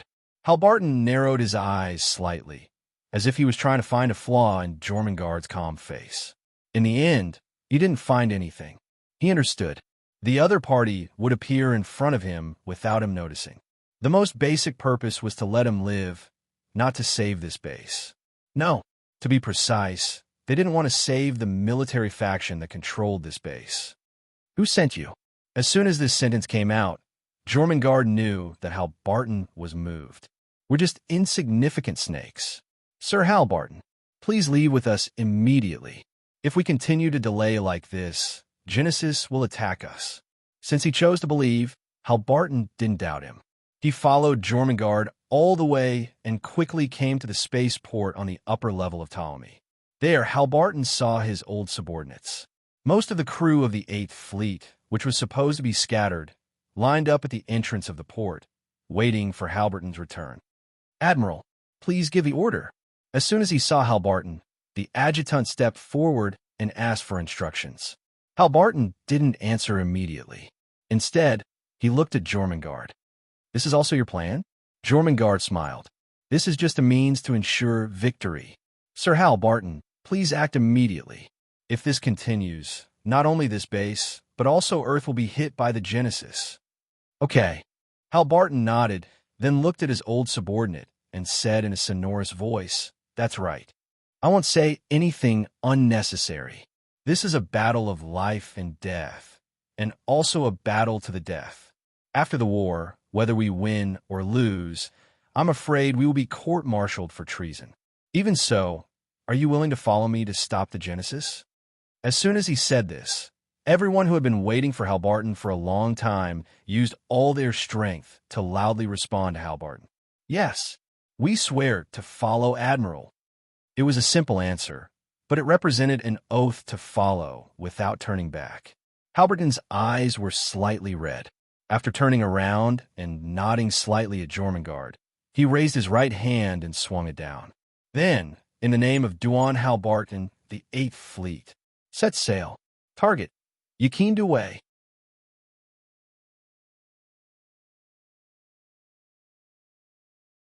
Chapter 651. The terrifying gamma ray burst was like a terrifying torrent that could destroy everything in the world. It crossed a long distance in the void and appeared in front of the 8th Fleet, who had already avoided the gamma ray burst. From the eyes of everyone in the 8th Fleet standing in front of the screen. From Halberton's eyes, it swept across. It hit the Ptolemy base, which had just discovered the escape of the 8th Fleet and issued a warning. In an instant, Halbarton saw the image that was still in contact with the Ptolemy base a second ago. The face that Halbarton was very familiar with, but it was also a face that Halbarton himself had been framed by. Under the gamma ray burst, the face distorted, expanded, and finally exploded. The communication from the Ptolemy base was cut off. In the next moment, the huge mushroom cloud rose from the Ptolemy base and rose to an altitude of at least 10 kilometers above the moon. At this moment, the entire 8th Fleet was silent. If they didn't follow Halberton's footsteps and leave the Ptolemy base first, they would have become part of the terrifying gamma ray burst and the huge mushroom cloud. Calm, Admiral. Even the adjutant, who had always been able to remain calm at all times, couldn't help but swallow his saliva. Don't panic. Now we are still alive. Halbarton raised his right hand, signaled the adjutant not to be nervous, then slowly closed his eyes and pondered for a moment. Then, the strategist turned his head and looked at the female officer. No, the mysterious woman who had remained calm. Thank you very much for your assistance. Now, your speculations have come true, so it's time for us to strike. Jormungand smiled gently and nodded slightly. You're right. At least, we weren't targeted by the 8th Fleet because of a moment of arrogance. That's a good thing, isn't it? Halbarton glanced at Jormungand, who didn't answer the question, and then said, At least, we have a foundation of mutual trust between us. The 8th Fleet has now left the moon's orbit and is rushing to the Yakin Duway defense line at full speed. But do you think we can make it? After witnessing the destruction of Ptolemy by Genesis, there was only one thought left in Halberton's mind. It was likely that the third Genesis would be aimed at Earth, at the capital of the Atlantic Federation. At that time, under this attack of Genesis, the entire Earth would definitely become a dead planet with no signs of life. I will. He would make it in time. That Lord won't let Genesis hit Earth. To Halberton's surprise, the mysterious woman who called herself Jormungand seemed to have a strong trust in the existence behind her. Halbarton couldn't help but feel a little curious. After all, if it weren't for the existence of a powerful program, it would be impossible to control a considerable part of the power of the Earth and the Moon base in such a short period of time, thus allowing the scattered 8th Fleet to reassemble and leave the base ahead of the rest. I believe that there will be a chance for you to meet that Lord. Commander Halbarton. The smile on Jormungand's face became even more mysterious. Speaking of which, not long ago, you also met with Sir Harbadu. However, at that time, my lord was just a nameless brat. How could that be? Halbarton was stunned. He didn't believe what Jormungand said and even thought that Jormungand was joking. Ha! Believe or deny is only a matter of time, Commander Halbarton. So, it's useless to talk about Sir Harbadu. Jormungand naturally wouldn't say that Ray Minkai was the existence behind the ring of Midgard. Therefore, after a feint, she took the initiative to end the topic. Halbarton frowned at her half-hearted attitude, but there was nothing he could do. Although Jormungand was now standing alone in the flagship of the 8th Fleet, other than the two dispensable guards, he was not the only one in the fleet. As long as Halbarton made any strange movements, this mysterious woman would not be affected at all, and she might even make the 8th Fleet and Halbarton pay a heavy price. That was how Halbarton believed. No matter how he looked at it, the mysterious woman who could easily control part of the power of the Ptolemy base was definitely not an easy existence to deal with. Then, I look forward to the day when I meet that lord you're talking about. But now let's seize the moment. That's right. Back to the moment when the Genesis was launched for the second time.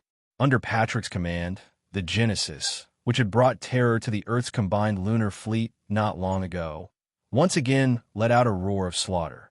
In just a short moment, everyone's gazes were once again occupied by the terrifying light that traversed the void.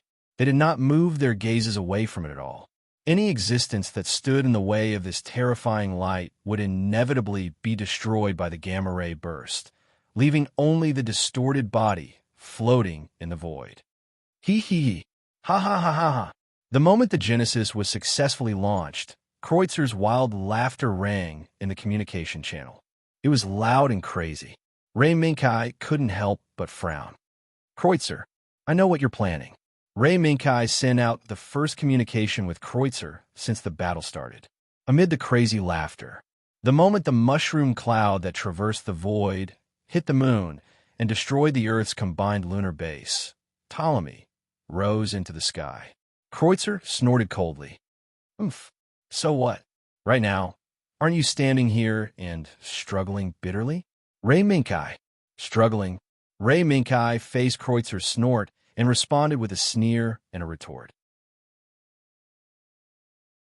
Do I look like I'm struggling now? Kreutzer, don't look down on people. The one who should be struggling is you.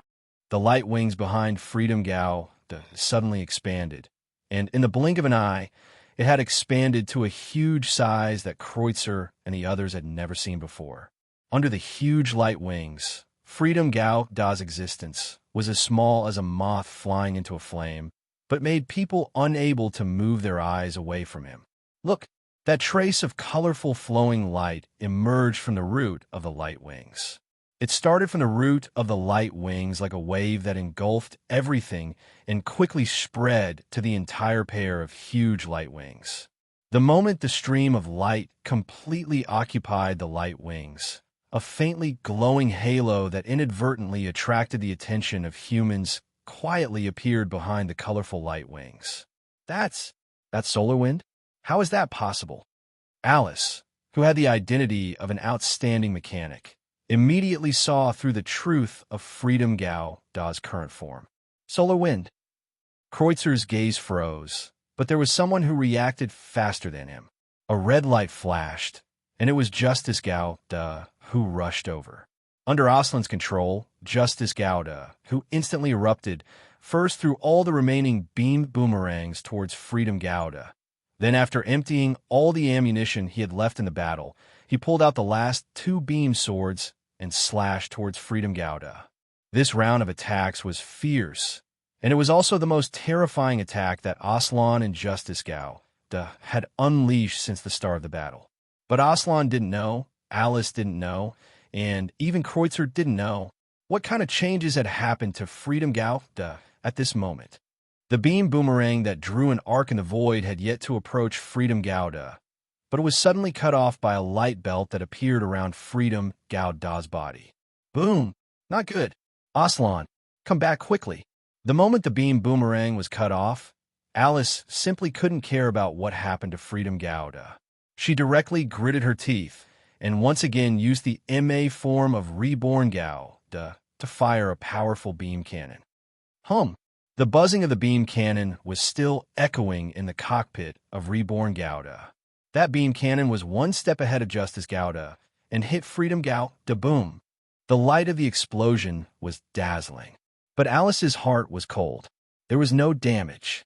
Reborn Gao Da's full-strength attack did not cause any damage to Freedom Gao Da at all. At the moment when the beam cannon hit Freedom Gao Da, Alice saw a layer of light suddenly appear in front of Freedom Gao Da, blocking Reborn Gao Da's attack. How is this possible? Freedom Gao Da again and again showed a strong performance that exceeded Alice's expectations. It made Alice have a faint feeling that her plan could no longer keep up with the changes. Fortunately, under Reborn Gao Da's attack, the charging Justice Gao Da was able to stop. Kreutzer, originally, I wanted to save this attack for Genesis, but now I'll give it to you. The flames quietly dissipated, and the huge pair of colorful light wings once again appeared in front of Kreutzer, Alice, and Aslan. It was the moment of victory and defeat in this chaotic battle. Streaks of light that glowed faintly but couldn't be ignored protected the Freedom Gundam's surroundings as if they had been bestowed with life. They expanded and expanded at times, flexed and extended at other times. Under the encirclement of the streaks of light, Freedom Gao Da actually had a trace of divine aura, which made Kreutzer secretly clench his teeth. God's power! The moment Kreutzer, who was unwilling to accept his good friend Gilbert Delander's deduction, let out a low roar, the few remaining dragoons of the Oracle Gundam moved out once again. However, no matter how fast the Dragon Knights attacked, the streaks of light surrounding Freedom Gao Da were even faster. Before the phantom-like Dragon Knights, who had caused many Ms. players to die with grievances, could enter the best attacking position, they were split into two by the streaks of light that chased after them. Boom! Boom! The explosions of the Dragon Knights made Kreutzer's heart more and more heavy, and also more and more angry. God! An unwilling roar erupted from Kreutzer's heart. If there are gods in this world, then why didn't they appear earlier? Look, this is the result of the human that you love so much. Under the situation where the Dragon Knights were destroyed and Oracle Gao Da's attacking methods were mostly abolished, Kreutzer was still unwilling to give up on attacking Freedom Gao Da. Instead, he piloted Oracle Gao Da and kept flying up and down in the void, moving left and right. Under the pursuit of the streaks of light, he seized every opportunity to attack Freedom Gao Da. The MAM-221 beam rifle's beam attacks were as dense as rain, constantly creating opportunities for Oracle Gao Da to advance. Look, the human that you love so much created the dream in pursuit of power, and the result, stronger than others, before others, standing above others.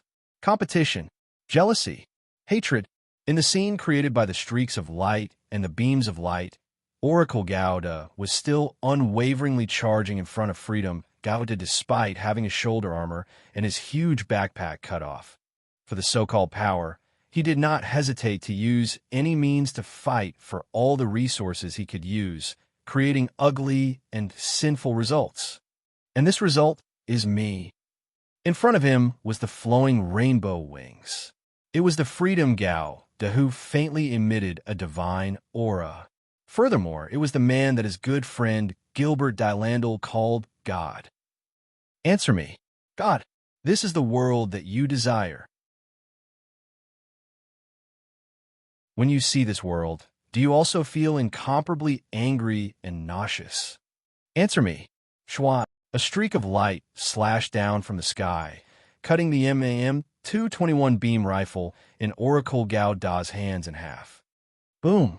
In the roar of the beam rifle's explosion, Oracle Gao Da raised his left hand, and the MAM-05, a composite armament on his left arm, shot out a blazing beam of light. It was a large beam sword. At this moment, Oracle Gao Da, who paid a heavy price and was covered in wounds, finally rushed in front of Freedom Gao Da. He raised a large beam sword activated by the MV-05, a composite armament, and stabbed it straight at Freedom Gao Da's torso, where the cockpit was located. Boom! A roar swept across. But Freedom Gao Da was unscathed. How can this be? Oracle Gao Da's large beam sword was enough to cut down the Earth Alliance's battleship, but it was useless in front of Freedom Gao Da. I'm not a god. Kreutzer.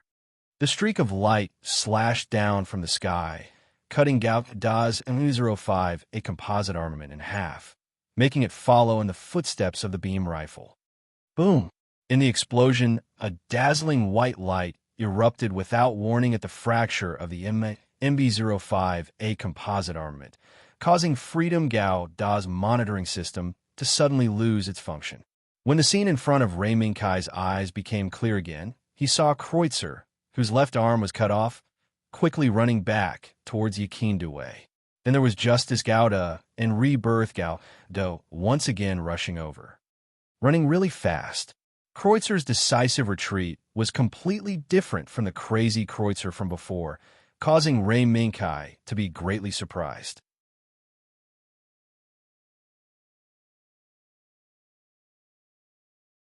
Chapter 652 detected the energy reaction emitted by the light energy protection circle.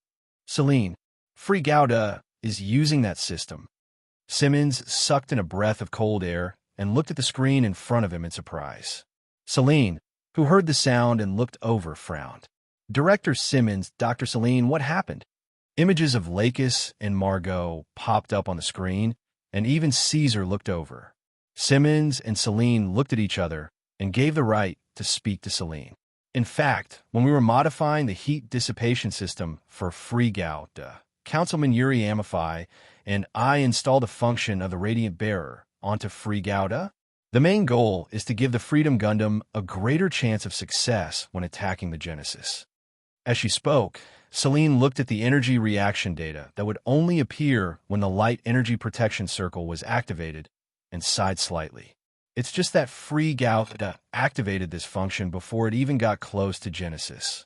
In other words, the situation has forced Guy and Free Gouda to use the light energy protection circle. The worry in Lakis' voice was obvious. I'm afraid this is true. When Butterfield's avatar appeared at the bottom of the screen, it stated a fact. From the moment Free Gouda approached Yakin Due, it fought with many of Zaf's MS units. When Genesis launched the second round, the mecha that fought against Free Gouda was still the Justice Gouda, as well as the new mecha Reborn Gouda and Oracle Gouda. Reborn Gouda, Oracle Gouda.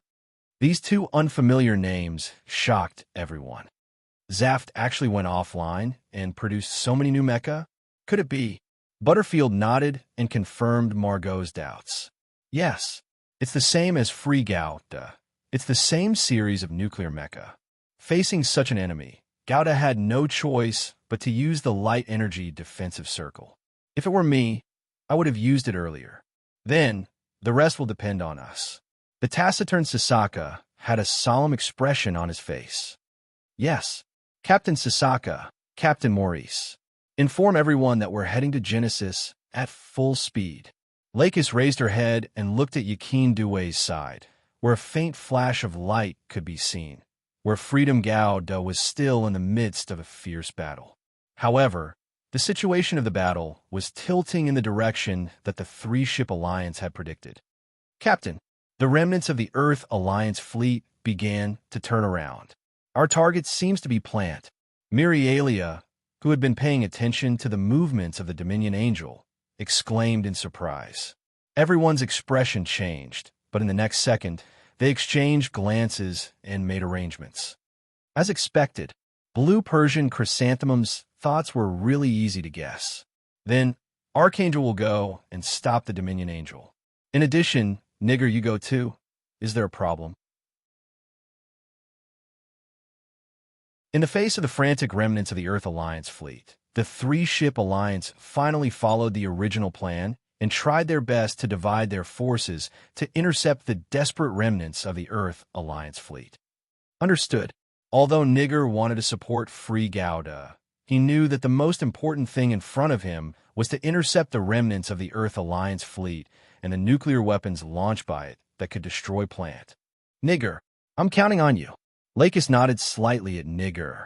Nigger pretended to be relaxed and gave a thumbs up. Good. I hope I won't blame me for not supporting him. Lakis smiled softly and shook her head. No, Kaizen the kind of person who gets angry over these things. It's just, Nigger, you have to be careful. Understood. At the same time, in the bridge of the Dominion Angel, a tense atmosphere was also pervading. The reason for this situation was the scene of the lunar base being destroyed by the Genesis era through the satellite surveillance. Lars Mutayazi, who was deeply stimulated by the mushroom cloud on the screen in front of him, had given up the previous idea of destroying the Genesis as soon as possible. Instead, he turned the muzzle and tried to fire all the remaining nuclear weapons at Plant. This was undoubtedly a method of mutual destruction. Bucky Lulu objected on the spot, but it was met with the dark muzzle in Lars Mutayazi's hand. You're such an annoying woman. From the beginning until now, you've been nagging. Who do you think you are? Lars Mutayazi's face was extremely distorted. You're just a puppet chosen by that group of incompetent people. If you obediently listened to my command, wouldn't it be over? Don't you know who's responsible for this? If the Peace Pioneer plan was implemented from the beginning, would Earth still be threatened by the Genesis? Bucky Lulu clenched her teeth tightly, but under the threat of her life, she had to bow her head. What are you waiting for? Turn around. Turn around. The Genesis only needed the people from the Archangel. Let's go kill the source of evil. Quick, quick. Lars Muda Yazzie went crazy. Even the Earth Alliance battleships other than the Lord Angel went crazy. Especially the motherships of the Agamemnon, which carried the Peace Pioneers, were even more so. There's no need to think about retreating. There's no need to think about anything else. While the fleet turned around, all the Peace Pioneers who had already launched their attack ignored Zaf's interception and charged towards Plant with all their might. Are you crazy? Gauda didn't even need to aim in the duel. He just casually raised his gun and pierced through the two Peace Pioneers. Isaac, the Earth Alliance is charging towards Plant. The shotgun in Storm Gauda's hand never stopped, but the moment the remnants of the Earth Alliance's fleet turned around, they released all of their airframes in one breath. Regardless of whether they were intact or damaged, as long as they could move, as long as they could press the launch button, the attacking airframes would join this wave of attacking troops. The vast number of people made Diego's head go numb. Buzz, buzz, buzz. At this time, two beams of light appeared from the upper right side of Gauda and Storm Gauda, blowing up the two Peace Pioneers that were about to rush past them. This is Isaac, who felt something, suddenly raised his head and saw a familiar airframe covered in pitch-black paint appear there. Attack Gauda? Nigger, you bastard. Why didn't you stop Genesis? What are you doing here? As soon as he saw the familiar shape, Isaac immediately recognized the airframe and the pilot who was driving it. Isaac, there's no time to explain now. Kai is stopping Genesis. I'll stop the Earth Alliance's nuclear weapons. The moment Nigger's dignified face appeared on the screen in front of him, Isaac gritted his teeth and finally roared in a hoarse voice. Diego, this guy is a teammate for now. Don't hit him. Diego sighed helplessly. Yes, yes. Then, Nigger, welcome back. When the former teammates reunited again, it was actually the moment when they faced the nuclear weapons flying in the sky. The fierce light beam hovered around Freedom Gauda's body, leaving no flaws that could be caught by Justice Gauda and Rebirth Gauda. From the time when Oracle Gauda fainted and ran back to Yakinduwe, the remaining Justice Gauda and Rebirth Gauda launched at least 3 joint attacks, but they were unable to break through the light energy defense circle of Freedom Gauda. It seems that this is the other party's last resort. Aliko glanced at the small screen on her right. That was the real-time feedback from the Justice Gundam about the damage to its body. The shield was broken. The left hand was cut off. The rifle was also cut off. Even Justice Gauda's basic armed beam sword was destroyed one by one under the many counterattacks of the light energy defense circle. It even implicated Justice Gauda's right hand and broke several fingers. From head to toe, the only place Justice Gauda was intact was probably the small plane on his back. But what could he do by relying on the small plane? The defense of the light energy defense circle that Freedom Gauda had unleashed was almost perfect. At that moment, the light energy defense circle that was hovering around Freedom Gauda's body was almost able to withstand a 360 degrees live bullet attack. Even if it was a beam attack, it might not be able to hit Freedom Gauda, who was displaying the Radiance Bearer with all his might. Right? Did it fail? Aliko's face was gloomy, but unexpectedly, Justice Gauda suddenly did something unexpected. After launching a thunderous attack in the blink of an eye, Justice Gauda suddenly separated the small plane from his body and rushed towards the light energy defense circle that was protecting Freedom Gauda at a speed faster than the main body. Wong, wong. As the light pillars flashed continuously, they swept past the small plane from top to bottom, left to right, and continuously slashed out wounds on its body. Without a doubt, the result of Justice Gauda releasing the small plane and rushing towards the light energy defense circle first was that the small plane exploded under the counterattack of the light energy. And this explosion was what Justice Gauda, no, it should be said that it was what Aslan wanted. because the moment the small plane was destroyed by the light energy, it only exploded into a dense and huge cloud of smoke that enveloped Justice Gauda, completely covering his tracks. Aslan. Aliko saw and understood Aslan's intentions. Without hesitation, her hands moved, once again raising the large beam cannon in her hands. Reborn Gauda aimed at Freedom Gauda and fired. Of course, Aliko didn't expect this attack to hit Freedom Gauda. What she wanted to do was to use this attack, or the following attacks, to pin down Freedom Gauda and create an opportunity for Justice Gauda's next move. After images kept appearing between the beams of light. This allowed Aliko and Reborn Gauda's attacks to hit empty air.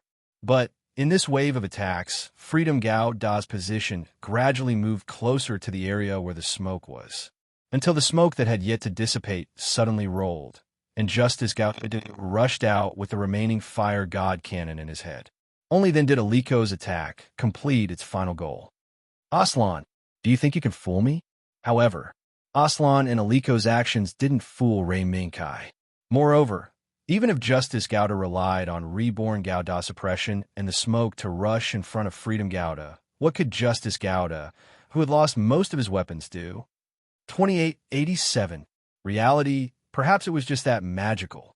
The pillar of light cut through the darkness, cutting off Justice Gauda's left shoulder and right leg, but couldn't stop Justice Gauda from successfully rushing in front of Freedom Gauda. The moment the broken Justice Gauda appeared in front of Mecha's screen, a tremor spread throughout Freedom Gauda's body, rushing straight into the cockpit.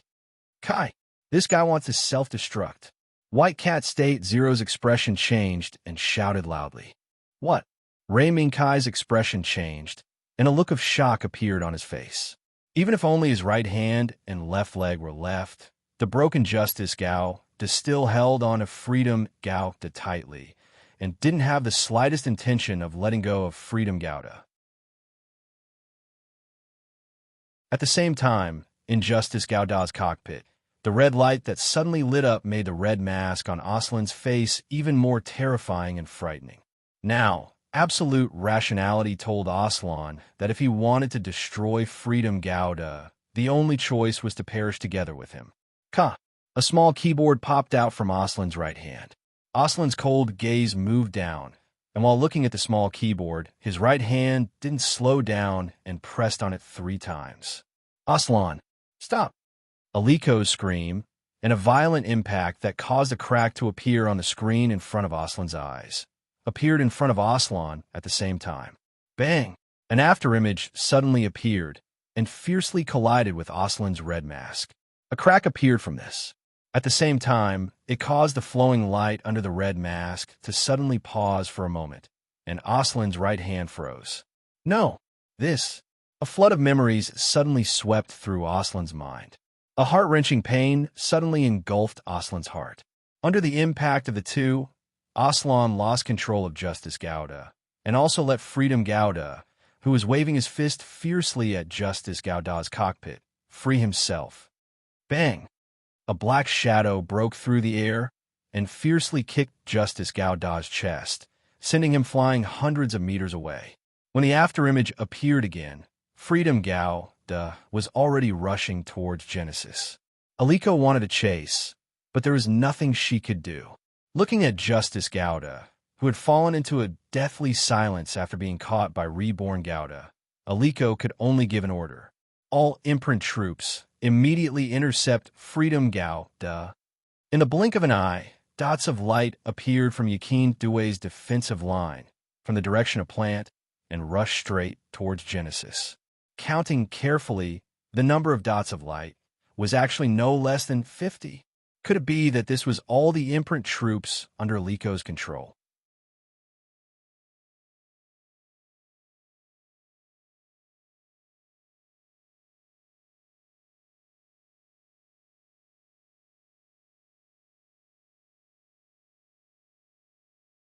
The team by Gout to the team was teams and Kira, the Peace Pioneers team. Unexpectedly, an accident bited a team, Gouted a Zaf by Zell. A Morbius, which was lucky enough to escape from Gauda's attack, but unfortunately had its cockpit destroyed by a stray bullet, suddenly rushed to the side of the Holy Accord Gauda coincidentally. The Morbius pilot saw for the first time the true face of the ghost that had been hiding in the darkness and was not captured by the warship's radar. That's a blood-red body? Is it the devil that has been stopping us from destroying the adjusters? Since the start of the war, the remaining Earth Alliance fleet that suddenly turned to attack Plant had already released 3 waves of peace pioneers. And this lucky yet unlucky Morbius just so happened to be a member of the 3rd wave of peace pioneers. From the last communication of the Morbius pilot who had attacked, but never returned, everyone in the Earth Alliance fleet already knew that there was a ghost body on this battlefield that could not be captured by the radar and cameras. Is that so? Is that so? It's you, devil. The pilot pushed open the broken cockpit forcefully, then lowered his head and glanced at the radar that could not react to the Holy Accord Gauda at all. He then suddenly laughed a few times. Peace Pioneer 334, notice to all allies. Now, I've discovered the true face of the devil in front of us. The coordinates have been transmitted to everyone's bodies. Remember, observe the devil with your naked eyes. Remember, this communication was not on the encrypted channel of the Earth Alliance, but on the public channel that could be heard by the entire battlefield. As soon as these words rang out, everyone couldn't help but be stunned for a moment. Then, an even louder and more fanatical slogan sounded. For the blue and clean world. The broken Morbius suddenly changed direction amidst the loud slogan and rushed directly toward the Holy Accord Gauda. What? A collision. Such a strange action surprised Kira, but it allowed the Holy Accord Gauda to easily avoid it. However, the voice that resounded through the public channel was shouting fanatically. Devil who protects the adjusters. Have a taste of our revenge. The next second, a dazzling ball of light suddenly rose in the darkness and swallowed the Holy Accord Gauda. Kira, LH-033, who was lying on a hospital bed, opened her eyes and shouted Kira's name in panic. However, what greeted LH-033 was only the cold wall and the lines that connected her to the instrument with various sensor pads. Other than that, there was no one else. Kira, why did you come back here? Hearing the faint sound of artillery fire from afar, the girl with slightly grayish-white hair burst into tears. Bang! Bang! A sudden burst of gunfire woke LH-033 up from his crying. Gunshots? Has the Earth Alliance army landed? LH-033 gritted her teeth, raised her hand, and wiped the tears from the corner of her eyes. She struggled to get out of the hospital bed and even struggled to tear off the sensor pads on her body. She stepped on the cold floor, leaned against the wall, and walked out of the ward amidst the sound of the instrument that was knocked to the ground by her actions. Kira, I have to go see Kira. The bright red gradually spread on the cold floor, dyeing the green Zaft military uniform red, and also drowning the faces that were struggling to carry out their orders. Pa! Heavy footsteps continued to sound. The red footsteps spread from one end of the corridor to the other end, until they reached the door of Yakin Due's command center. Was I too careless? The residual heat of the pistol had not dissipated, and the trace of smoke lingered under the mask, constantly reminding Kreutzer that it was far from the time to sleep. Schwa! The door opened. What entered his eyes was the huge screen. On the screen was the weapon interface that made Kreutzer's eyes light up. Genesis. The sound of the door opening. The sound of Kreutzer's footsteps. It made Patrick, who was sitting on the chair, turn his head slightly. Kreutzer? I didn't expect you to come back like this. You're really making a fool of yourself. Patrick keenly sensed that Kreutzer was different, and that trace of aura that was different from usual made Patrick frown. No, President Sarah, that's not an opponent that mortals can deal with. Facing Patrick's reprimand, Kreutzer smiled without fear and casually explained. Not an opponent that mortals can deal with?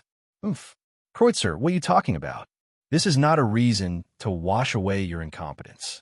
Patrick said coldly as he lowered his right hand slightly and used the armrest of the chair to cover this small movement. Yes, this is not a reason to wash away my incompetence. So I'm here.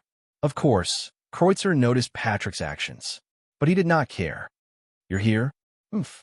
I don't know what kind of enemy you're talking about is like someone that mortals can't deal with. But no matter how strong the enemy is, they can't go against our Genesis. Katja, just as Patrick finished speaking, the sound of a bullet being loaded could be heard. Bang! In the next second, the sound of a gunshot rang out and engulfed the entire command center, scaring everyone. When the smoke from the gun once again filled Kreutzer's nostrils, he picked up his gun. But before he could retaliate, the man in front of Mia slowly fell down. Kreutzer, you! Mia supported Patrick, who was slowly falling down, and shouted in a shrill voice, "Don't worry. Quick, retaliate. Kreutzer has betrayed the country." Bang! Bang! Another 2 gunshots rang out. But this was not the gunshots of the surrounding Zaf soldiers killing Kreutzer. Instead, it was the gunshots of Kreutzer taking the initiative to kill the Zaf soldiers who had just raised their guns. At this moment, there was no one else on the platform where the commander's seat was. And the people below had just reacted to what had happened and were in a mess. Cool. Kreutzer, you. In Mia's arms, Patrick used all his strength, but was still unable to lift a finger. What about me? Speaker Sarah, your movements are too slow. I originally thought that your movements would be sharper. Kreutzer glanced at the redness on Patrick's chest that was gradually expanding and smiled faintly. You, as if seeing through the true meaning behind Kreutzer's smile. Patrick suddenly struggled a few times, but was still unable to exert any strength. On the contrary, the harder he struggled, the faster his life faded from Patrick's body. Speaker Sarah, I suggest that you stop struggling. Perhaps you can still meet Aslan for the last time.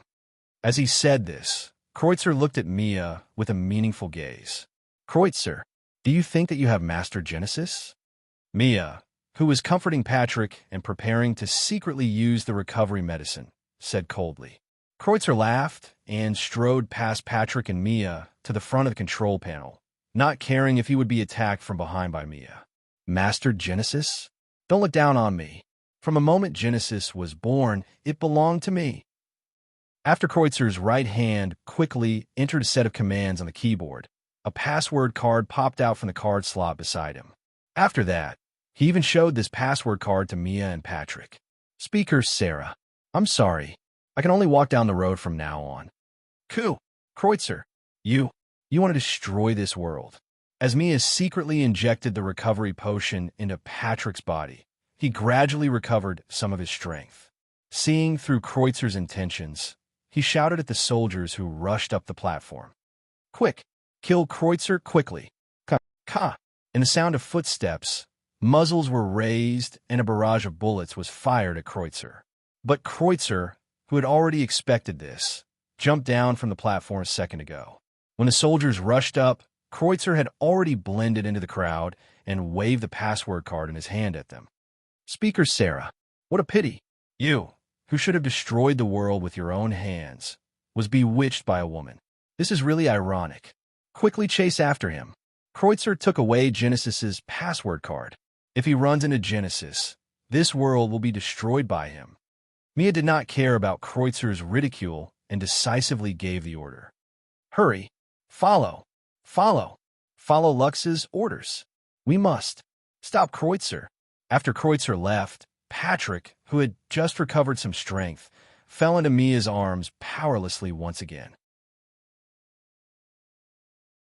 It was only after the soldiers had chased after Kreutzer and left that Patrick and Mia were the only ones left on the platform that Patrick slowly turned his head to look at Mia. Cool. Kreutzer, you're right. After Reynoa was killed by the Earth's joint nuclear bomb, I once... Father, don't speak. You'll be fine. A hint of panic flashed across Mia's eyes.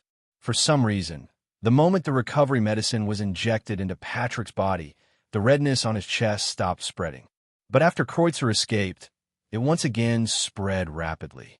The effect of the recovery medicine was actually 0. No, Lux.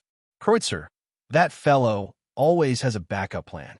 If I continue to live, it will not be a good thing for him, or even for Aslan. Perhaps because he knew that his death was near, Patrick's cold expression softened a little after his wife's death. Father, hang in there. As long as Alice comes back, you will definitely be fine. The recovery medicine in Mia's hands had already been used up.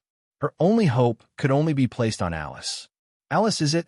I didn't expect Aslan's useless son to be so lucky.